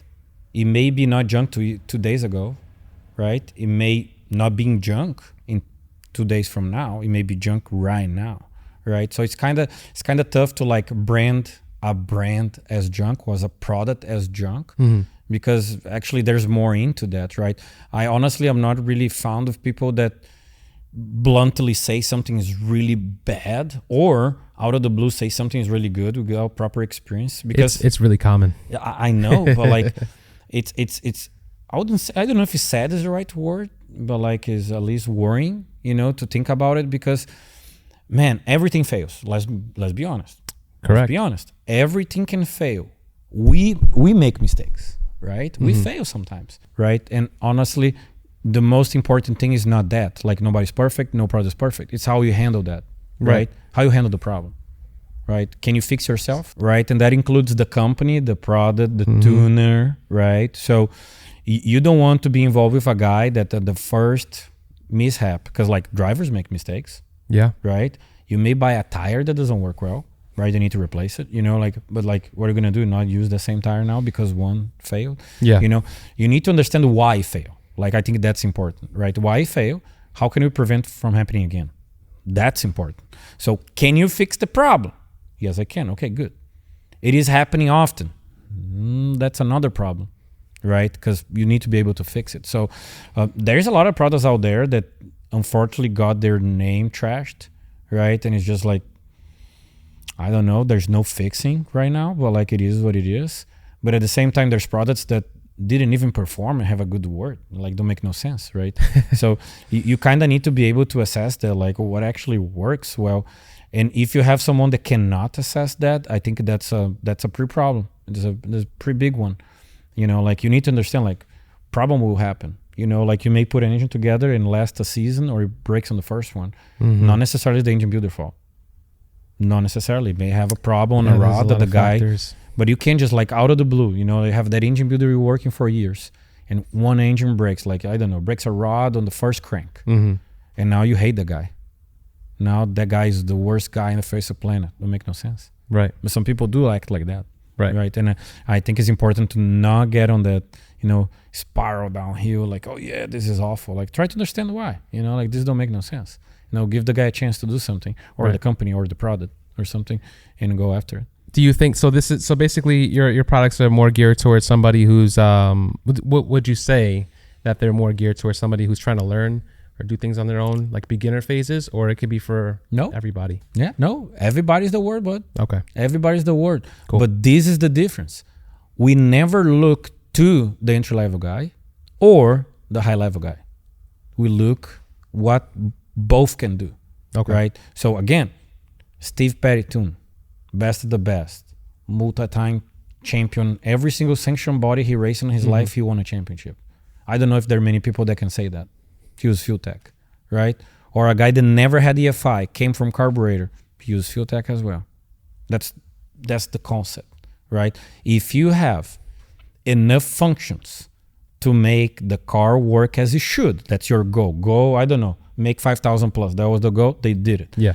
But you still can make so simple that a guy that don't understand properly how it works, how to make changes, I think that's a pretty good product right there. Well said. Well said. So you guys have injectors as well, right? What are you guys offering to them on the market right now as far as injectors? Injectors it is a great partnership with that guy that I spoke to that helped us with Proline, right? So they're made in Brazil as well by his company MRB. And today, more likely, I'm not really sure. Sometimes it's hard to keep track. The largest window of injectors that you can buy from any supplier, right? So it starts with a 80-pound injector, high impedance, right? All the way up to a true 1,000 plus pounds an hour. So can we convert that? So for the import guys, 10,000 plus cc's a minute. So 10,000 cc injector per injector. And then the 80, what is the 80? 80 pounds, that's 800. About 800 cc's a minute, right? So that's the range from 800 cc's to 10,000, right? Okay. Right, that's what we have. And then we have those, so the 80 pound, 120, 170, and 240, they're high impedance. So you can connect straight on the ECU drives them, right? Then above that, we have the big boys that are low impedance. You have to have a stronger coil, so being low impedance, it requires external driver, right? So that's what it's at. So like this car has 2 drivers. Each driver is 8 injectors. It has 16 injectors, 720s, 820s on this thing. So it has plenty of few. 820s, 16 of those. Now, I asked this question to Tony Palo from T1. Shout out to Tony. I asked him about the injectors and idle issues if you run too big of an injector. So is that a thing? It is a thing. Okay, it is a thing. So I just wanted your take on that. No, but you like, guys but are running these crazy. That's real. So that's real. So like, this is the deal. Okay, the smaller the injector, right? The slower the injector grows on flow. Okay. The larger the injector, more aggressive it gains flow. So we start at 0. The car's not running. Right. What is the fuel required to idle? Some injectors will gain that flow so quick that you may even go past what you need to idle. So for example, can you run 1,000 pound, 10,000 cc's 4 on a Honda? You can. You can't. You can. Oh, you can. Okay. You can. But idle control will be harder, right? To not say impossible, depends on the fuel. Like if you try to run gas, more like impossible. Right? Than using like a 80 pound. But you need to choose what the car is for, right? So if the car is for, I don't know, let me say drag racing, it doesn't spend much time on idle. So idle shouldn't be your priority. You need to have the injector that can achieve the proper duty cycle down the track without problems. So it's better to have a larger injector that you kind of may have a small struggle on idle. That doesn't mean that you're going to struggle for real, but like it's not going to be as nice, right? But you can go down the track with like 60% duty cycle and have room to do corrections to save if your fuel pump drop pressure, stuff like that. Then going to a small injector where your idle is beautiful, but you go down the track 100% duty cycle, you don't manipulate fuel, you just hope it works. That's a problem. You just need to find in between, right? What fits the best, right? And once you find that deal, there's something on the product line that will fit you, right? So the 1020 is actually a new generation of injector for us. That we found how to make them quicker, pretty much for that. So the 1020 can idle as good or as better than the 500. Really? Because that zone, right, that dead bend from nothing to something, it's better to understand. And the flow gain is really aggressive. It's more linear. So it's easier to understand on idle as well, right? So we're going to apply that to smaller injectors in the future, but that was the first one to do it. Now, how do you guys compare to other popular injector brands that are out right now? We came later in the game, right? And it was pretty much necessary. There was some brands out there that people were having issues, and ourselves, because we used to use some other brands, and we couldn't find a way. Again, people stuck to their ways. Like, man, if we keep doing the same, we're going to have the same results. There's no way to change the result without changing how we achieving that, right? So that guy was the one like, man, I have the people, the knowledge, the money to start doing this. Let's do it, right? And we worked together to develop something that we felt like that we could do better just by observation. We literally like, man, you have 10 injectors, each one does something. It has to be a better way. We have this size of the injector, it's impossible to idle. It has to be a better way. So the observation of those factors led us to develop something that we would consider better, right? And for injector, I would say number one priority is to repeat. That's number one priority. Repeat. It has to repeat. If it doesn't repeat, a lot of people like to say like this, moving target. How can you nail exactly the amount of fuel that you want if the injector changes behavior? You just can't. And it doesn't matter how smart your ECU is, if you go VE, no VE, the injector is the last stop before the fuel goes in the motor. Right. If that thing changes the behavior too much or unpredictable because of battery voltage, pressure, temperature, you have a big problem on your hands. Because you literally may go out there and add 1% of fuel, but the injector behaves weird and adds 3. Yeah. Or the opposite. And you cannot do that. Plus, you go to a night session, everything is cold and does something. Middle of the day, after 3 laps back to back, does something else. Ain't no bueno, right? You need to have something that can repeat. So for injectors, that's my number one take. It has to repeat. Every lap, it does the same. Okay. Right? Like we saw sometimes on different brands, they'll have like some people call surprise temperature on the spark plug. Because we read the spark plug as the ultimate sensor inside the chamber. Not the O2, not the EGT, not the PenVac, but the spark plug. Because the spark plug will tell you, no lies, it cannot lie, how hot she got. Yeah, that sensor. It's in there. Right? It's there. Yeah, it's right there. And you literally would do 2 laps, don't touch anything. One cylinder is hot as hell. Surprise temperature. Why that happen? And then you go like that. They're like, okay, let me put some fuel in this hole, right? You put 2%, do another run. Now it's cold as hell. How can that be? Moving target. Then offsets performance. You need to run the motor colder because you don't want to see that surprise temperature. Right. Now you're hindering yourself for some performance just because the injector cannot repeat. So that's why important. Repeat. And these that are on display here are which ones? I don't know. My guys brought pretty much every those are single pretty. one, The body of those is pretty large. You can see the 2 body styles. Okay, the 2 body styles are pretty much what they change. All low impedance is small body style. Okay. Right. It's they are pretty much the same dimension of that old school Siemens 225 badass injector. They don't manufacture anymore. Right. And then the large bodies are the high impedance. Okay. I'm sorry, high flow, low impedance, right? So pick and hold driver require on the large body, right? Low impedance. No pick and hold drivers on the small body, high impedance. That might be the top box, right? The box are the same. I think it is just like a 4 and 8. In the back. Yeah, so let me show. Oh, I can't even see them. Oh, really? Oh, you the could. box is covering. Yeah. Beautiful, right? So there we go. Low impedance. What it means, the resistance of the coil is really small. What it does, it requires more current. It sucks, right? It sucks the current from the provider, right? Okay. So this is a 8 amp peak require 2 amp hold. If you keep 8 amp constantly, you will try to fry the coil, right? So that's why it needs a pick and hold controller, right? But it's strong. It can move a heavy plunger, because that's what you have. Right. So if you can see, like the holes are really large because it flows a lot, right? The plunger side is heavy because it's large, right? You cannot fix that. It's just a large size. All billet construction, right? Then the high impedance is also billet. I don't think nobody has proper high impedance, all billet stuff. And this has, as the body shows, a smaller coil, smaller plunger. So this, it can drive straight on the unit. They have about 7-8 ohms. So they require about 2 amps, but all the time. They can be saturated. You don't need to control them. You just activate, deactivate, right? Different style. And what sizes do you guys offer for that? So this 80, 120, 160, and 240. So from 800 cc's to 2400 cc's, something like that. Wow. Pretty much, right?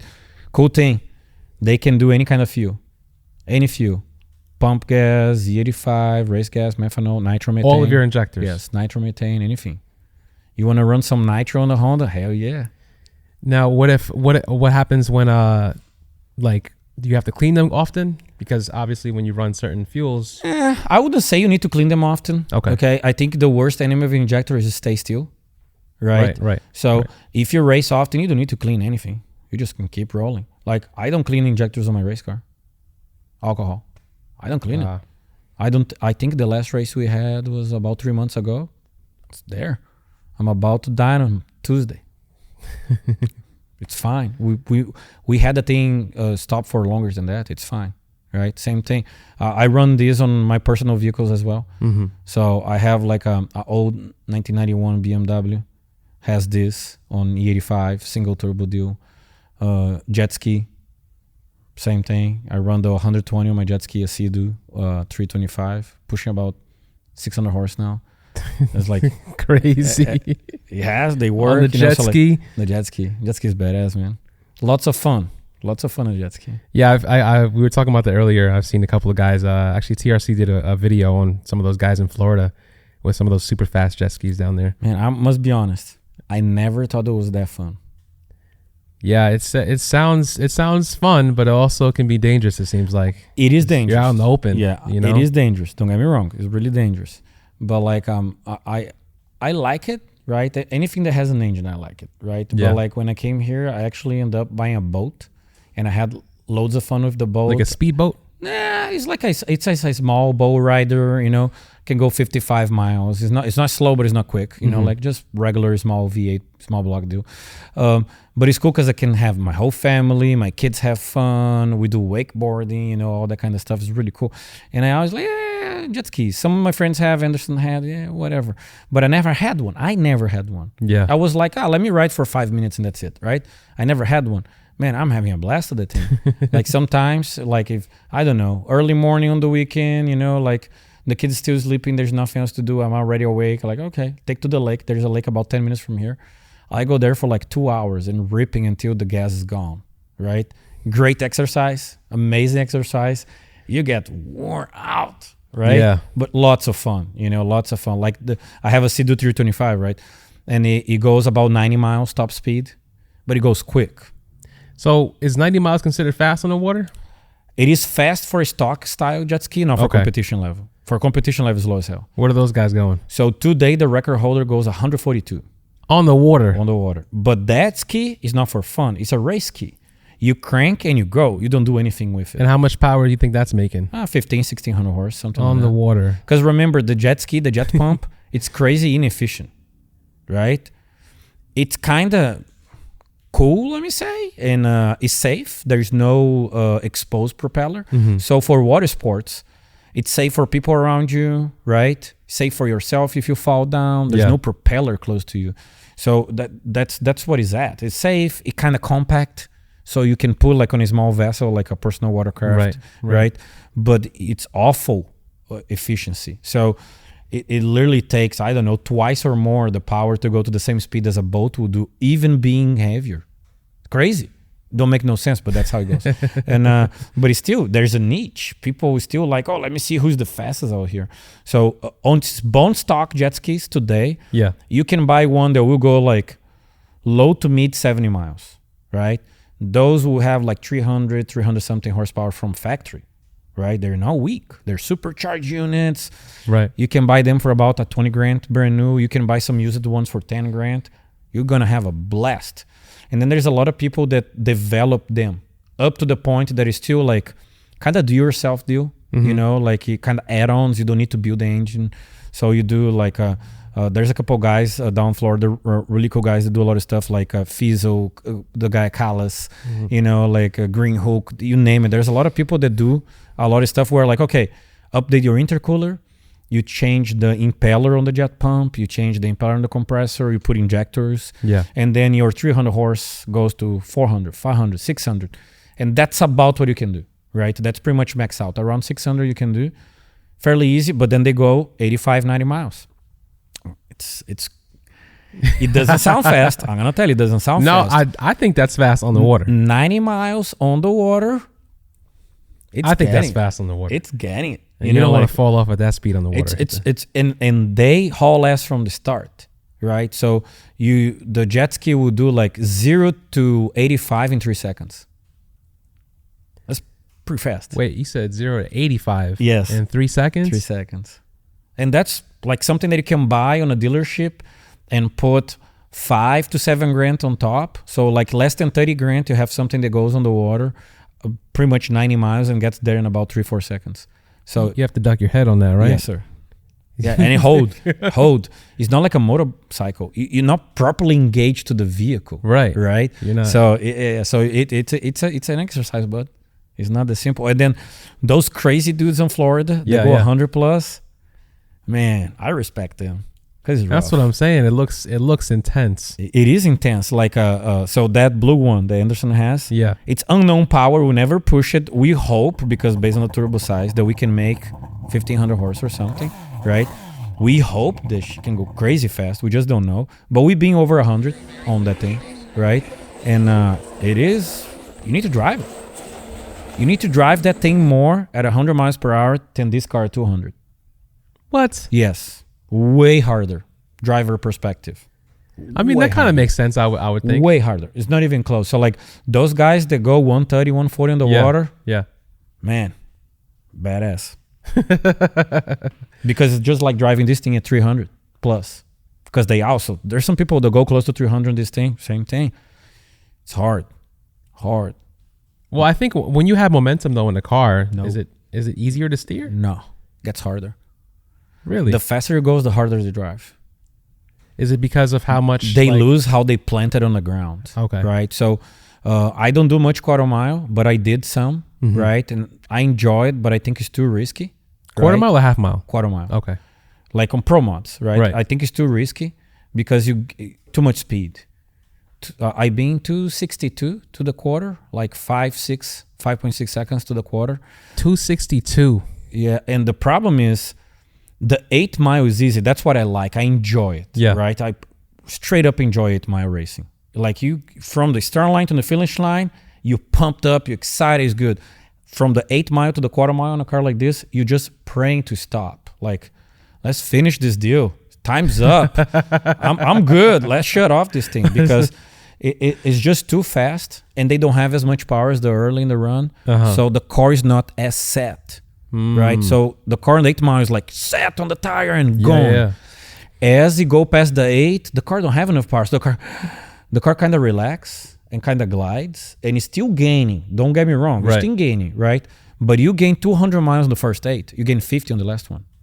It's barely gaining. So it's just sailing, right?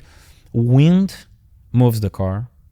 Yeah, that speed. Yeah, it does not obey you on the steering properly, and it almost like has a delay. So you try to steer, it takes a second to kind of do something. 2-step, I think, that's it.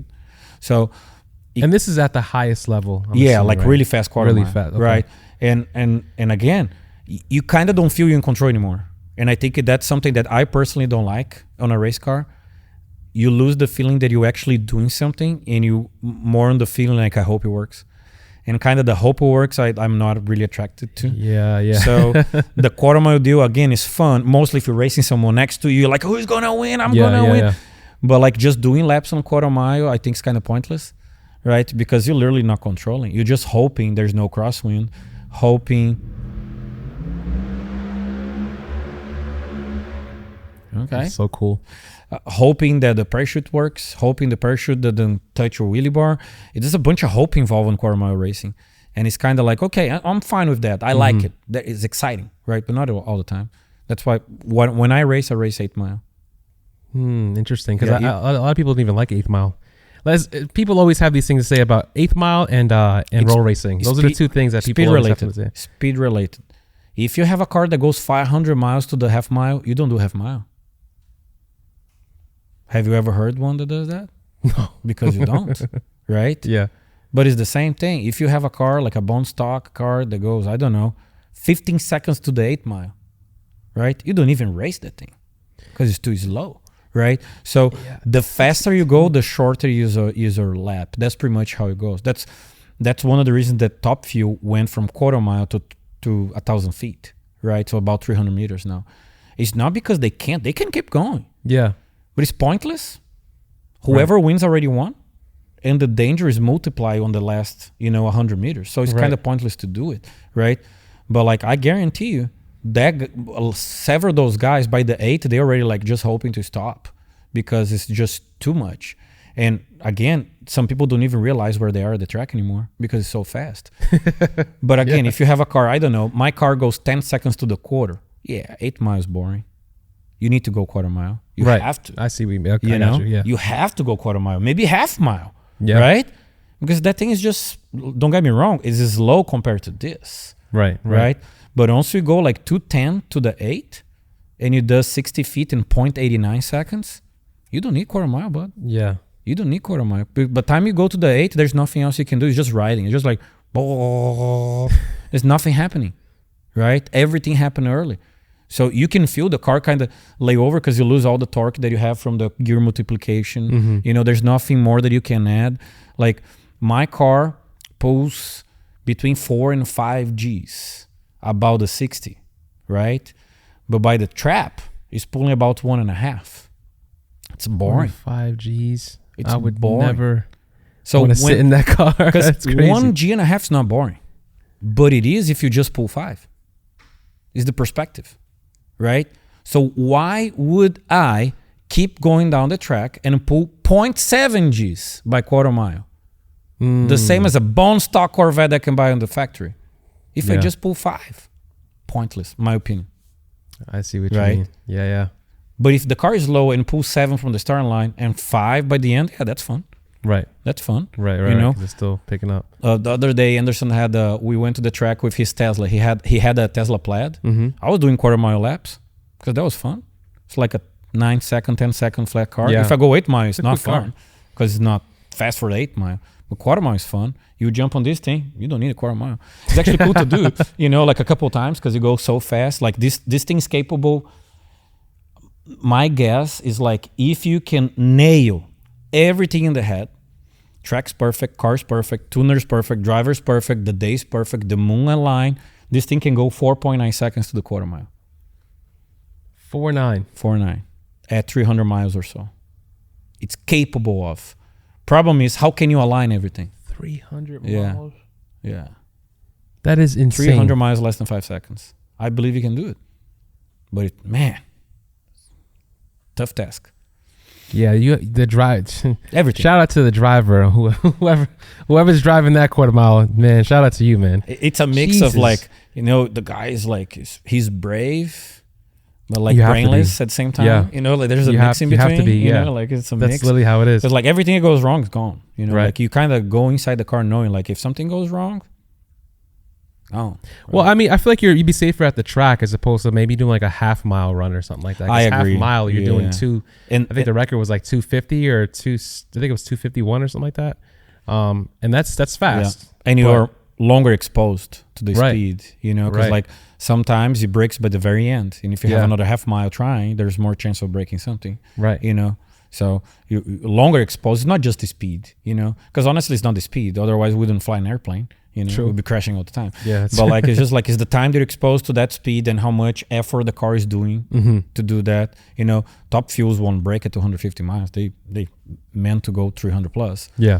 This thing, honestly, like going 300 wasn't meant to do. Even we updating in the body and the chassis and the tuner, nobody thought a Pro Mod going 300 back in the day. They were celebrating when they went 200. Like, oh my God, can we go 200? Now they're going close to 300. So basically, a car like this will be running the 10,000 cc injectors. Yeah, pretty much like this one. Okay. Right, this one, and right. So they would do. This one has like 820s, right? So 16 of those. He idles on 820s, just fine, perfect, fine, right? And as it comes into boost, you roll the other set of injectors together. Okay. Right, and then as you roll all of them together, then you move them kind of close. There's there's some tuning secrets about how you use those, but like that's pretty much how it goes, right? Okay. So you end up using them, and then you just start squeezing power out of the turbos because like This is the new approach, right? No wastegate. There's no wastegate. I did see that on the video. Yeah. There's no wastegate. Yeah. Man. This turbo is plumbed straight to the exhaust or vice versa. I don't know how you want to see it. So everything that comes out of the engine goes to the turbo. It goes to the turbo. So everything's being used pretty much. Yes, sir. There's no waste, right? Turbo's just staring at me. Yeah. So we have a gate that like huge right there. Small dude right there. Jesus. Yeah.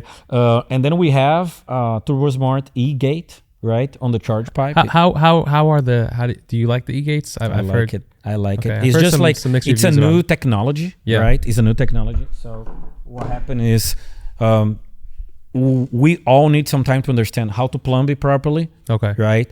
How to wire properly, what we can do with this. But the beauty is that valve allows you to actually choose where the valve should be Okay. at any moment. A regular gate that's like a CO2 base or something like that has a spring first. Then you have a CO2 there's air spring. There's no shock, so it may bounce, it may fluctuate. There's some ways to seal up, and it works. Don't get me wrong, works like a champ. But this adds several layers of functions that you can do, but also complexity. So you need to understand what you're doing. Okay, Yeah, I was gonna just say. put it in the car won't fix your car, Right. right? And this thing, we literally copy how Mickey did because Mickey did a lot of that development. Okay. He had the help from turbo manufacturers, Turbo Smart and stuff like, let's try. And honestly, I don't think this is the perfect setup, right? But we did because it works. Okay. And then is another car that we can try to keep progressing, right? So again, this car will change the performance more with wrenches than the laptop. It's already on that level, right? So there's a lot of development that has to be done on this thing that requires people like Steve Petty. Not on the computer only, but with wrenches, right? Change an angle, change a ballast, change some hydraulic circuit fluid or something. That's more important than what you're using for your computer or how you're handling your computer. I mean, I could stare at it and be like, and find something new to look at. Yeah, it's like, hey, That's what's boys, so cool about it, you know? I just have like 6,000 plus to the crankshaft. What do you guys think? Like, Every time I look at it, I find something new on it. But it's just, the craziest thing, like they did that and that's it. Like they didn't even take it apart to check. It's just waiting. So the owner Zara and the guy that handles all the duties on the crew chiefing and stuff, Paul, they went back to Australia and they are trying to get some schedule to have this day back here. And I believe it's November, they said. They want to take it to the track. But like, I like Australians, I'm going to tell you that. Those guys, they don't hold more back, but I know, that's why when I said they come before, back, we'll see what this can do. It's either going to break or go fast. They won't be like, oh, let them not show off. They like it. They will show off. What this car can do, they will be doing. And if something breaks or whatever, it is what it is. Let's go. Understand what was the failure. Don't blame anyone. Fix it, improve it, go back again. And that's how you achieve success. Is that a blast door out there? So the top of the intake is like a chimney, right? That's what you talk about? Yeah, is that just in case like Yeah, so it's a get some- burst panel, right? a burst panel, I'm sorry, yeah. So the burst panel, if something happens and the pressure on the intake manifold is outrageous, right? Let me say 125 pounds, 150 pounds, something that wasn't made, wasn't proper built for do that. It pops before the whole intake pops. Right. So if the whole intake pops is dangerous, Is right? glass basically like some sort of like glass? No, it's a metal piece. It's a metal piece. It's a metal piece like a copper alloy deal that they make like a small folding lines to it that makes it brittle and it breaks and folds, so nothing comes out. It just folds, right? And then it's the safest way to do it. And with that, there's a sensor that if that pops, it takes the power out the car. So it stop injectors, it stop the fuel flow. It's safer for the driver as well, right? I've seen that on some intakes. Yeah, intake manifolds. Honestly, big ones. anything that makes big power have to do, because like if you have you drop a valve, you pop on the intake.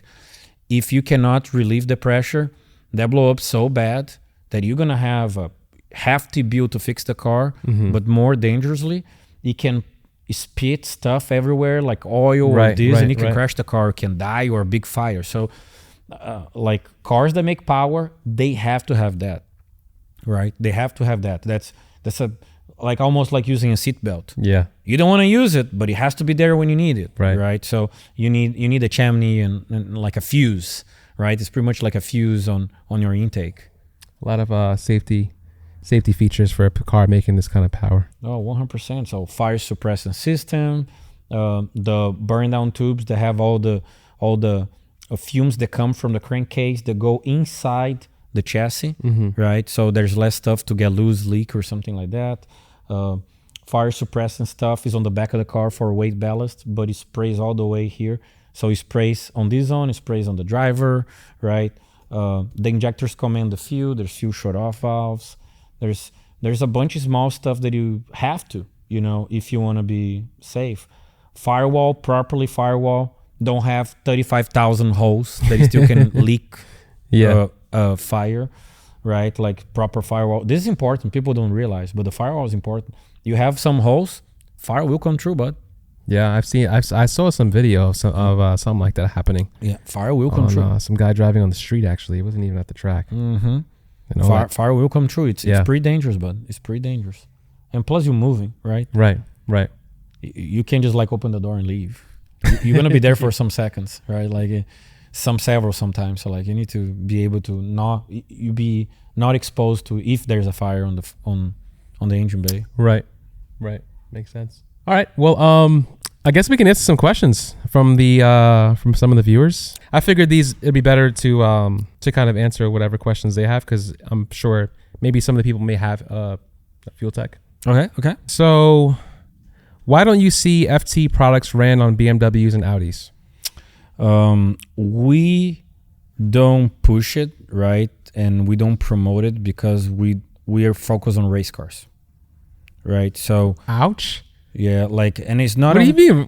They're on race cars? But like, this is the deal. It's not on purpose, but it's not that we don't want it to. It's not that we don't want it to.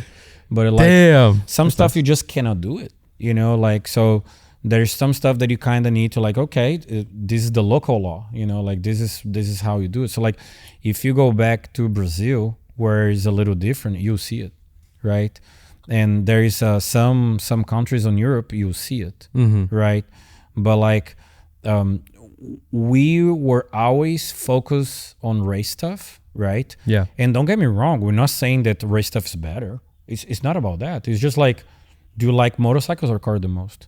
Like, you have a preference, right? So our teams specialize in race stuff. That's pretty much what we have. We have really good people that are specialized in racing, right? And the vast majority is drag racing. So that's our bread and butter. That's what we do. Then we have other people inside the group that are also specialized in motorcycle racing, road racing. We expanding our deal where we're doing like monster trucks and other stuff, but like we do racing. Like Fueltech is a brand that does racing stuff, like just like Jetski, racing jet ski. Like we won that 1,500 horse jet ski. Like it's not like being better or worse. If you have a jet ski that has 300 horses, if you're gonna make 350, there's no need for a Fueltech. Just saying, it's a waste of time and money. Yeah. Why would you do that, right? So why would you promote the product to do that? Like you want to give a little bit more, man. There's a lot of good solutions that will give you that a little more. But there's the deal: if you want to race jet ski that makes 1,000, we're here for you. But so it's the same thing. You don't see us on a lot of BMWs, right? But the quickest BMWs on drag racing, they use Fueltech. So there's that. So the quickest BMWs in drag racing use Fueltech. Yeah. Have you seen the white one from South Africa? No. It's like a pro import car, BMW, fast as hell, right? So if you go into that zone, you'll see it. Okay. So I believe Titan, Florida, they have a pretty good project going on with Supras and the brother, right? The BMW Z4, I believe. Yeah. They have Fueltech on the thing, but it's racing, right? But more likely, if you have a street BMW and you have some small thing here and there, we don't have an ECU for that. We don't do it, right? What we do have, we have like a small controller, right here. So this guy right here, like this is the Nano Pro we call, okay. right? So this is for the kind of stuff, honestly. If you have like a street car, like a BMW, right? And I'm gonna do the regular deal, you know. I'm gonna do like a intake, and I'm gonna do this and that, and maybe a downpipe, blah blah blah. But I don't know what's the timing that is running on my OEM ECU. Like you can connect this thing through OBD, and you could do that. You can, you know, watch real time timing, fueling, stuff that your ECU is doing. It's not us. Right. We're not modifying anything. We're just showing you. Okay. Right. Then we have, because again, the guy that's doing small stuff, he's not ready, honestly, to the cost of the wiring and the ECU to do it. And honestly, to gain 10, 20 horses, why would you do that? Right. It honestly is pointless. But if you have that car and you have a downpipe, you have an intake, you have this small stuff, right? Almost bone stock with just like some small, simple deal. Yeah. You can use this one that doesn't change anything, but at least tells what's happening that your stock dash doesn't tell you. You know? So, man, I don't know. It feels like third gear is kind of slow. You can see if the OEM ECU is closing your throttle bar or not. You know, that kind of stuff. That's pretty cool. You know? So this is a cool device to do that. So it doesn't change, but tells you stuff. Right. It's just like, it's pretty much like a nice, fancy OBD reader, let me say. Okay. Right? Because it can show a little better than a regular reader, right? Plus it is attached to the racing side. And it still conditions a O2 sensor. If for some reason you don't have it, or you had to change it, or you don't trust what it has, or something like that. So it still reads O2 sensors straight on the dash, right? So there is that, right? There is that. So now, basically, you're saying that until your BMW is technically a race car, or at that level where it needs to be at the track, or it's not really a street car anymore, then that's when you can run a standalone. Right. That would be my opinion on this, because if you don't need like a fancy traction control like this car needs, keep what you have, improve what you have, and you'll be plenty served. You'll be happy with it, right? Don't go through the hassle of, you know, a day to a week wiring, doing other electronics, you know, sometimes fighting the tuner because he already know to do something on the second, you know. So like, honestly, but then if you're like, man, it's not no street BMW, bud. Yeah. Full cage, big turbos, turbo 400 transmission, or some beefed up AHP or something. Yeah. Then we're here for you. Way better than the stock ECU, right? Okay. That's pretty much what it is. Got you. Okay. At first I was like, damn. You're basically saying BMWs on race cars. No, man, I love it, man. I love BMWs. I have one. I don't have a BMW, but you know, I have an old one, a 1991, right? But V12, right? Old school V12 7 Series single turbo, right? But then I have an 8 speed on it. Fueltech controls it. A ZF, 8 speed, Oh, wow. HP ZF. Yeah, so what we're doing is we're improving some of the controllers. We're doing the 10 speed, so the 10L and 10R for Ford and Chevy, and the 8 speed for, you know, a lot of European cars have. And then you straight the unit, the old ones, you know, the 450, 550, and 600, you know. So that would be a good standalone for him. If he's fighting, controlling his transmission, he can use our ECU to control the transmission. Wait, so hold on. I missed that. It went over my head real quick. Hold on. Okay, so you can control a ZF with a Fueltech. Yes, sir. Since when? Do you have to? It's brand new shit. Like it's almost like we're announcing here. It's do you have to get another valve body for it? No, you don't need to have another valve body. But this is the deal. The ZF has a built-in controller. Okay. Right. It's inside the transmission, and through CAN bus you tell what to do. Right. And it has a lot of fail-safes. When you're racing, you don't want to fail safe. Like you want to choose how far you want to go, right? You don't want someone else to tell you what is a rev limiter. You want to tell, right? Right. It's pretty much what it is. So you can do a small board inside that bypass the OEM TCM, right? Okay. And then you go out there outside, and then the ECU can tell how to shift, right? And then you only manipulating the gears, just the gearing. So you do have to modify the valve body. Yes, you need to modify it to do the bypass. But you still use the same connector outside. So you need to take the valve body out, change the board, put it back, right? It's a similar solution that other brands have. There are other brands that have the solution. But the way that we manipulate, again, is a little different. So it's actually and it works? Cool. Works really well. Since when? How come I never heard of this? Man. What? Yeah. And is there a separate controller for it, or the ECU has to control it? I'm going to need to take you for a ride on that thing. Yeah, so this has a 10 speed as well, 10 right? Speed. Yeah, 10 speed. Same thing, 600. Wow. Okay, I did not know this. But you have to run a ECU, a standalone. Yeah, 550. Yeah, at least a 550. At least a 550. Yeah, 550 or 600, and then you can do it. Right. But you guys don't have any. So is this just to control it? What about if you want to adapt it to different, platforms? It depends. Okay, so like I believe that the strategy will work on some other ones, like the Ford 6R80. Okay. I'm not really sure. We haven't tried, but I think the strategy is pretty much the same because the 8 HP and the 10L, the strategy is pretty much the same. It's just like how you tune it, right? Because you're pretty much controlling the clutch packs in and out and stuff like that. Right. So the strategy is pretty similar. But again, it's for race use, right? Like that's the goal. It's not like, oh, I want to do a Sunday drive with my grandma. Like that's not the goal. The goal is how much power can I go through this transmission, right? So that allows you to do higher pressures, quicker shifters, right? Because in the end, that's what it's for, performance. But again, you have a bone stock car. Why would you change the behavior of the transmission? So it's not for that. Right. But if you have like a big turbo, this thing's pumping 700 horses, it's downshifting when I don't want to, and I can, do it properly, then we may have a solution for you. Okay. Did not know that. Secret stuff, but like I had no idea. Yeah, you're getting first hand information. But is there an adapter plate for that to run to the? Yeah, TJ? they have like the 10L and the 8 HP. There's adapters everywhere. Like I had an adapter from my V12 to 8 HP, right? I think it comes from Sweden. That one. Okay. Yeah, this one I think is American made. This one 2JZ 10 speed. Right. But they have a bunch of options. And just a hint, 10 speed stronger than an HP. 10 speed stronger. It's stronger. Yeah, because I think those are good for like up to 1,000. Yeah, they're stronger from factory, right? Well, wait, what CF are you talking about? Even the big ones, even the big boys, even the Hellcat ones. Yes, this thing is really strong. Like this thing, you can push over 1,200 horsepower stock from the junkyard. That's crazy. Crazy, and they last.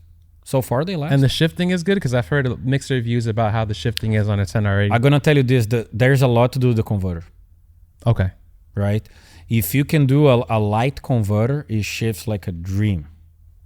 But if your engine has too much power down low and you try to run through the converter to aggressive, you're going to need to compromise. Okay. Either performance or comfort. You're going to need to choose it. Like, you cannot have this car going down the highway like a brand new Suburban. Like, I'm sorry. But the Suburban carry 9. Yeah. Right? And go all the way from here to Orlando. This thing gonna be quick, but it's gonna run out of fuel in about a mile, right? But that's decisions. Unless you're like a Brett LaSalle or something like that. That's a crazy cool car. That's a pretty cool car. Yeah, that's a cool car right there. Okay, well that's good to know.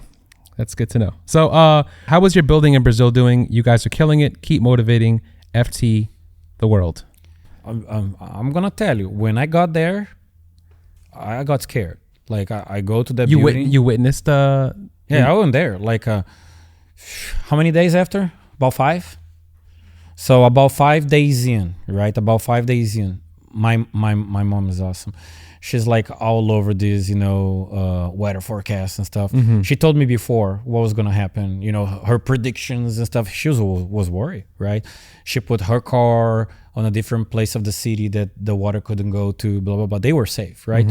Some people made better precautions than others, right? We did ours, but not as much as it should because that was the worst affected area. Yeah. Like there was no water in my mom's house, but it was a ton by Fueltech. So nobody predicted it would be that bad, right? But when it happened, it was awful. It was over the weekend pretty much. So Friday, Saturday, Sunday, right?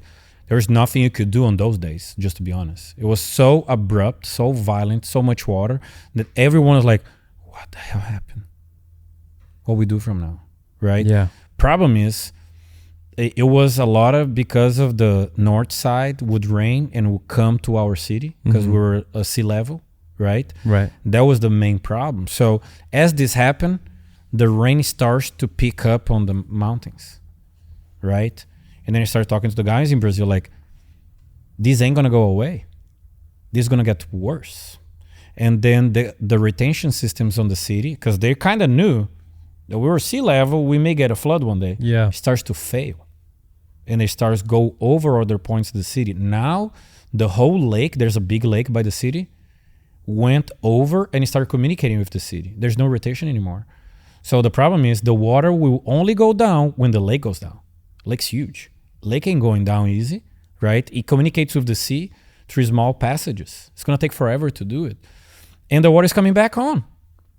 So me and another guy here from USA, we decide like we're going to Brazil because we need to do something. Yeah. We need to start acting right now because if we just wait, it's going to be worse. Plus the water will go up. So we have a window at about 5 days to try to save a lot of stuff because there was rooms that had the different levels. Yeah. Right. And there was inventories that were higher on the shelves that we could try to save it because the water will go up higher than it was. So more likely everything on the first floor will be lost. Right. Damn. And then we decided, let's go. I spoke with a bunch of friends of mine, people that we used to do street racing when we were young, people that used to go to the army with me when we were there, stuff like that. Everyone was like, man, amazing. You know, everyone was like, what do you need? Let me help you. Let's do it. You know, like, and we did it. We went over there. We pick up everything we could and we go there. And in around 5 days, I would say we turn around at least our perception. Because the perception after 5 days of flood was like, we screwed. There's nothing we can do, right? And on the following 5 days, we pretty much went backwards. Like, we got this. We're going to do it, right? And the first day we had me, my buddies, and a couple of guys from the company. So less than 10 people, and the vast majority wasn't even Fueltech, right? And by the time that we ended 5 days, we had, I don't know, 50 plus employees daily working, trying to make this happen. You know, people stop being like so afraid back home and just like, let's do it. Yeah. Whatever we can do. You know, what do you guys need? You guys need food? You guys need water? You guys need more gasoline to run the generators, whatever. You know, that was cool. Like we assembled, that was funny. I assembled 2 packs of like a survival package for us, like small generator, some tools, blah, blah, blah, on 2 different packages. Like, my guy took one and he took a flight somewhere else. I took another one, flight somewhere else. So we didn't have the same flight. So nobody will lose the flights because like time constraint.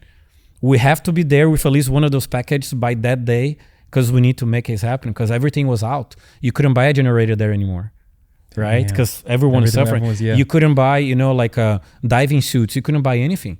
So I flew into a center side pretty much. I stopped by a friend's house and grabbed a lot of stuff and then drove like 10 hours to the city with all the stuff. And then the next day we started working, you know, but then we reverted the whole perception of what we can do. And honestly, I do believe we were the first company back in business on this whole section. Yeah, you guys bounced back quick, man. Like it was like, let's go.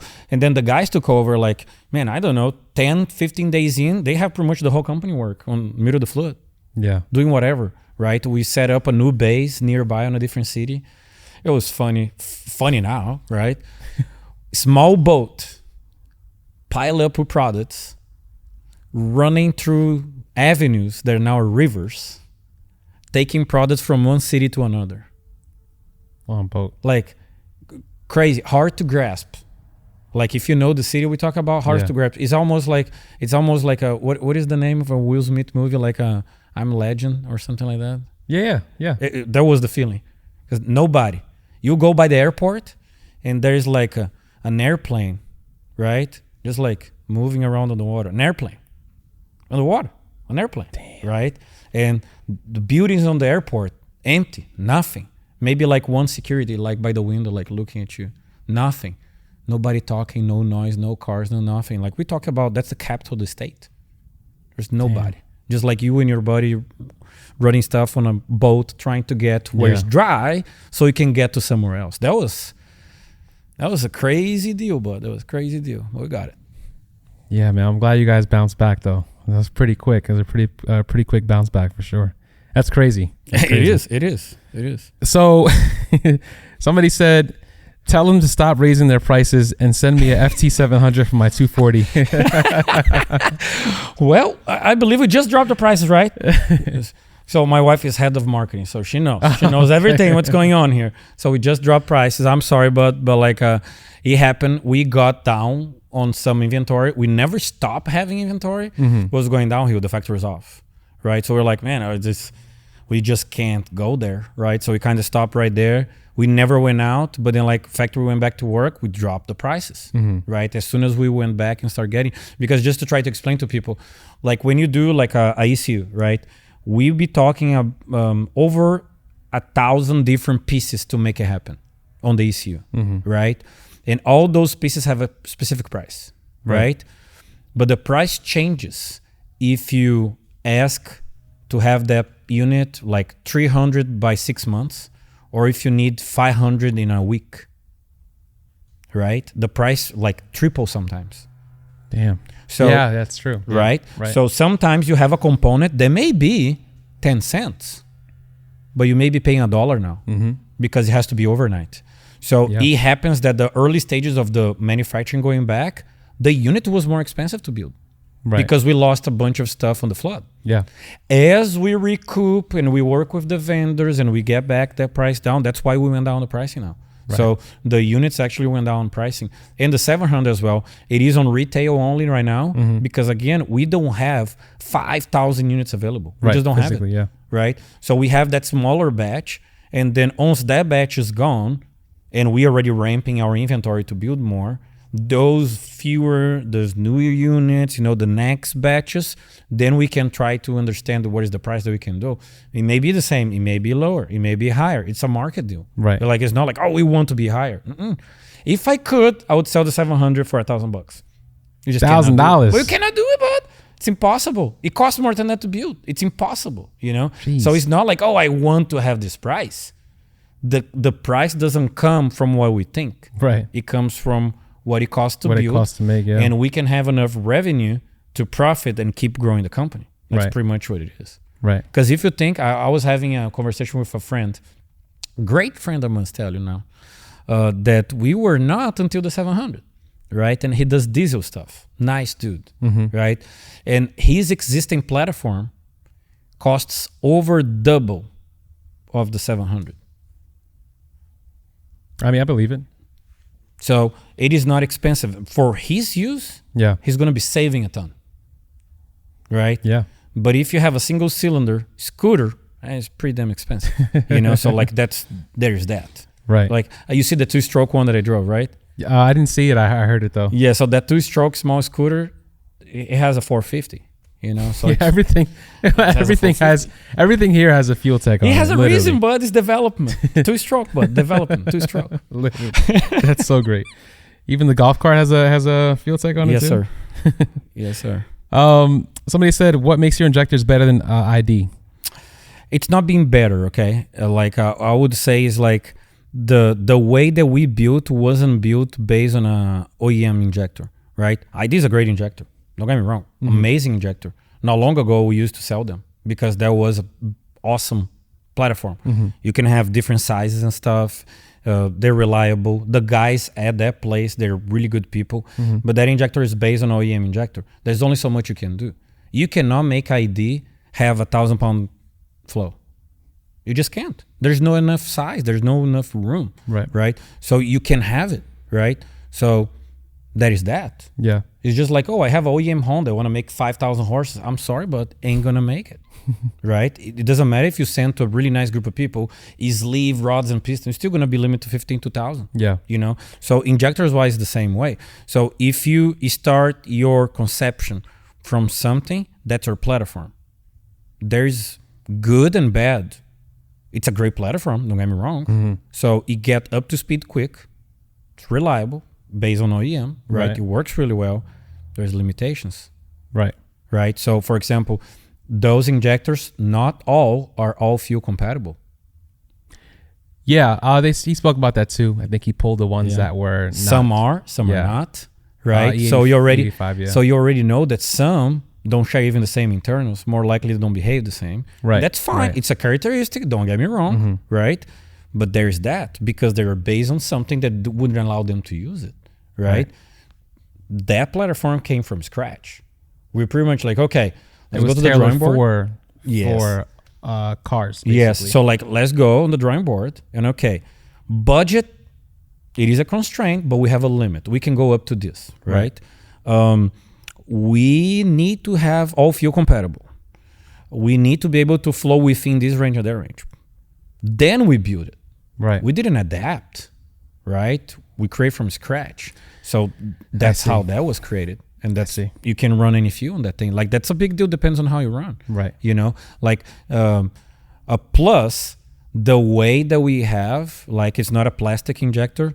The way it is made, forfeiting is not that easy, you know, and unfortunately they face a big problem about people just trying to mimic what they have. It's not, and it kind of stay in their name, right? You know, because it's kind of, I wouldn't say easy to do it, but like it's achievable.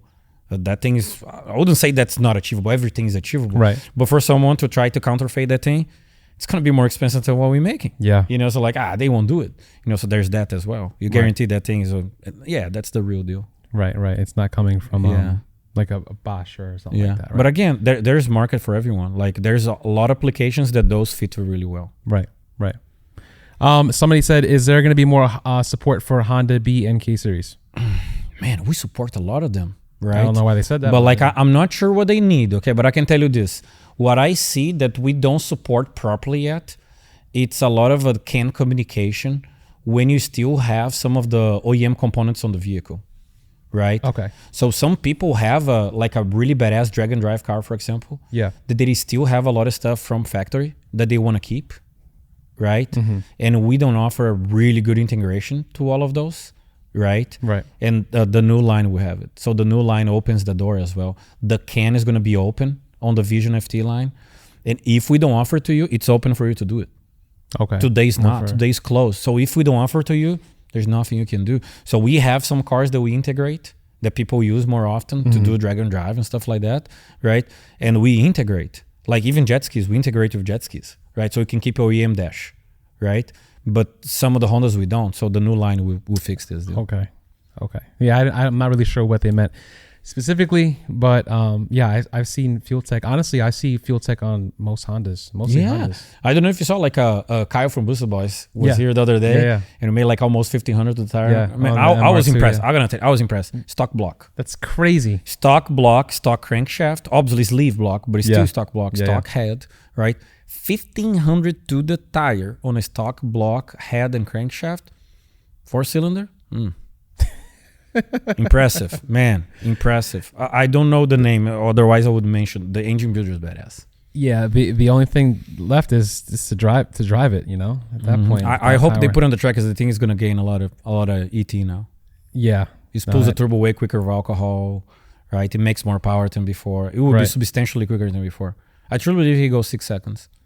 He works on the thing, he goes 6 seconds. Yeah, he's capable. And it's light too. Yeah, the MR2. He's capable. The crew is capable. The car is capable. Obviously, it ain't gonna happen overnight. Right. But they pretty aggressive. They may do first time out. They may take a month. I don't know, but they will do it. They'll do it. I'm confident. That's cool. I look forward to that too. You guys are actually involved with a lot of people, a lot of content creators as well. So I'm sure we'll see a lot more Fueltech from a lot of the big content creators as well in the future with some of these builds. I hope so. Yeah, hope so. Man, they're good people. You know, sometimes it's just like, let's try to put some of our race expertise on the thing. Let's see if it goes. Awesome. Well, this has been great. If there's any questions that you guys have specifically for Luis, make sure you guys leave them in the comments below. I tried to answer as many questions, or even ask whatever it is. I didn't want to get too technical, because then obviously you kind of lose the viewers' attention. But yeah, I mean, you pretty much answered whatever questions I had, and I'm glad that we were able to kind of share your background and how you got into cars as well. So thank you so much. Thank you to you and your team for the hospitality as well, taking care of me. The facility is beautiful as well. This is supposed to be their classroom, so they did a great job setting this up for us. So thank you guys, appreciate that so much. Thank you for stopping by, bud. Thank you. So if you can let the viewers know where to find you guys and where they can purchase some of these products. Well, website, Instagram, Fueltech.net, right? That's our website. It's a pretty badass website. Has everything there. We update pretty frequently. Our social media, right? So we are on Facebook, Instagram, TikTok, you name it, all those. Like myself and Anderson as well. Anderson mostly, he has his own YouTube channel, so Anderson Dick, right? Instagram, we try to do a lot of stuff that sometimes we don't go through the company itself, but it's all Fueltech related content. You know? My Instagram is my name. I believe is the whole name, Luis Fernando Baxteleon.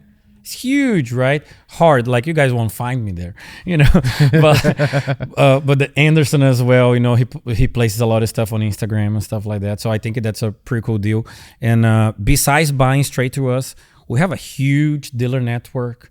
You know, it's going to be almost unfair if I start saying, but you can find dealer of us in Florida, Carolina, both Carolinas, Virginia, here in Georgia, all the way to California. You can go up to New York, you name it, you know, and pretty much anything like Jetskis, Pro Mods, you know, like anything that has engines and motors. Literally. And motors, because there's some electric stuff like people doing. So yeah. So thank you so much for your time, and You're welcome, appreciate it. For those who are listening and watching, make sure you guys hit that like button if you are on the premiere right now. Also, make sure you guys listening on all streaming platforms, Spotify, you know, the whole spiel. So thank you guys so much for listening and watching. Catch you guys on the next one. Peace.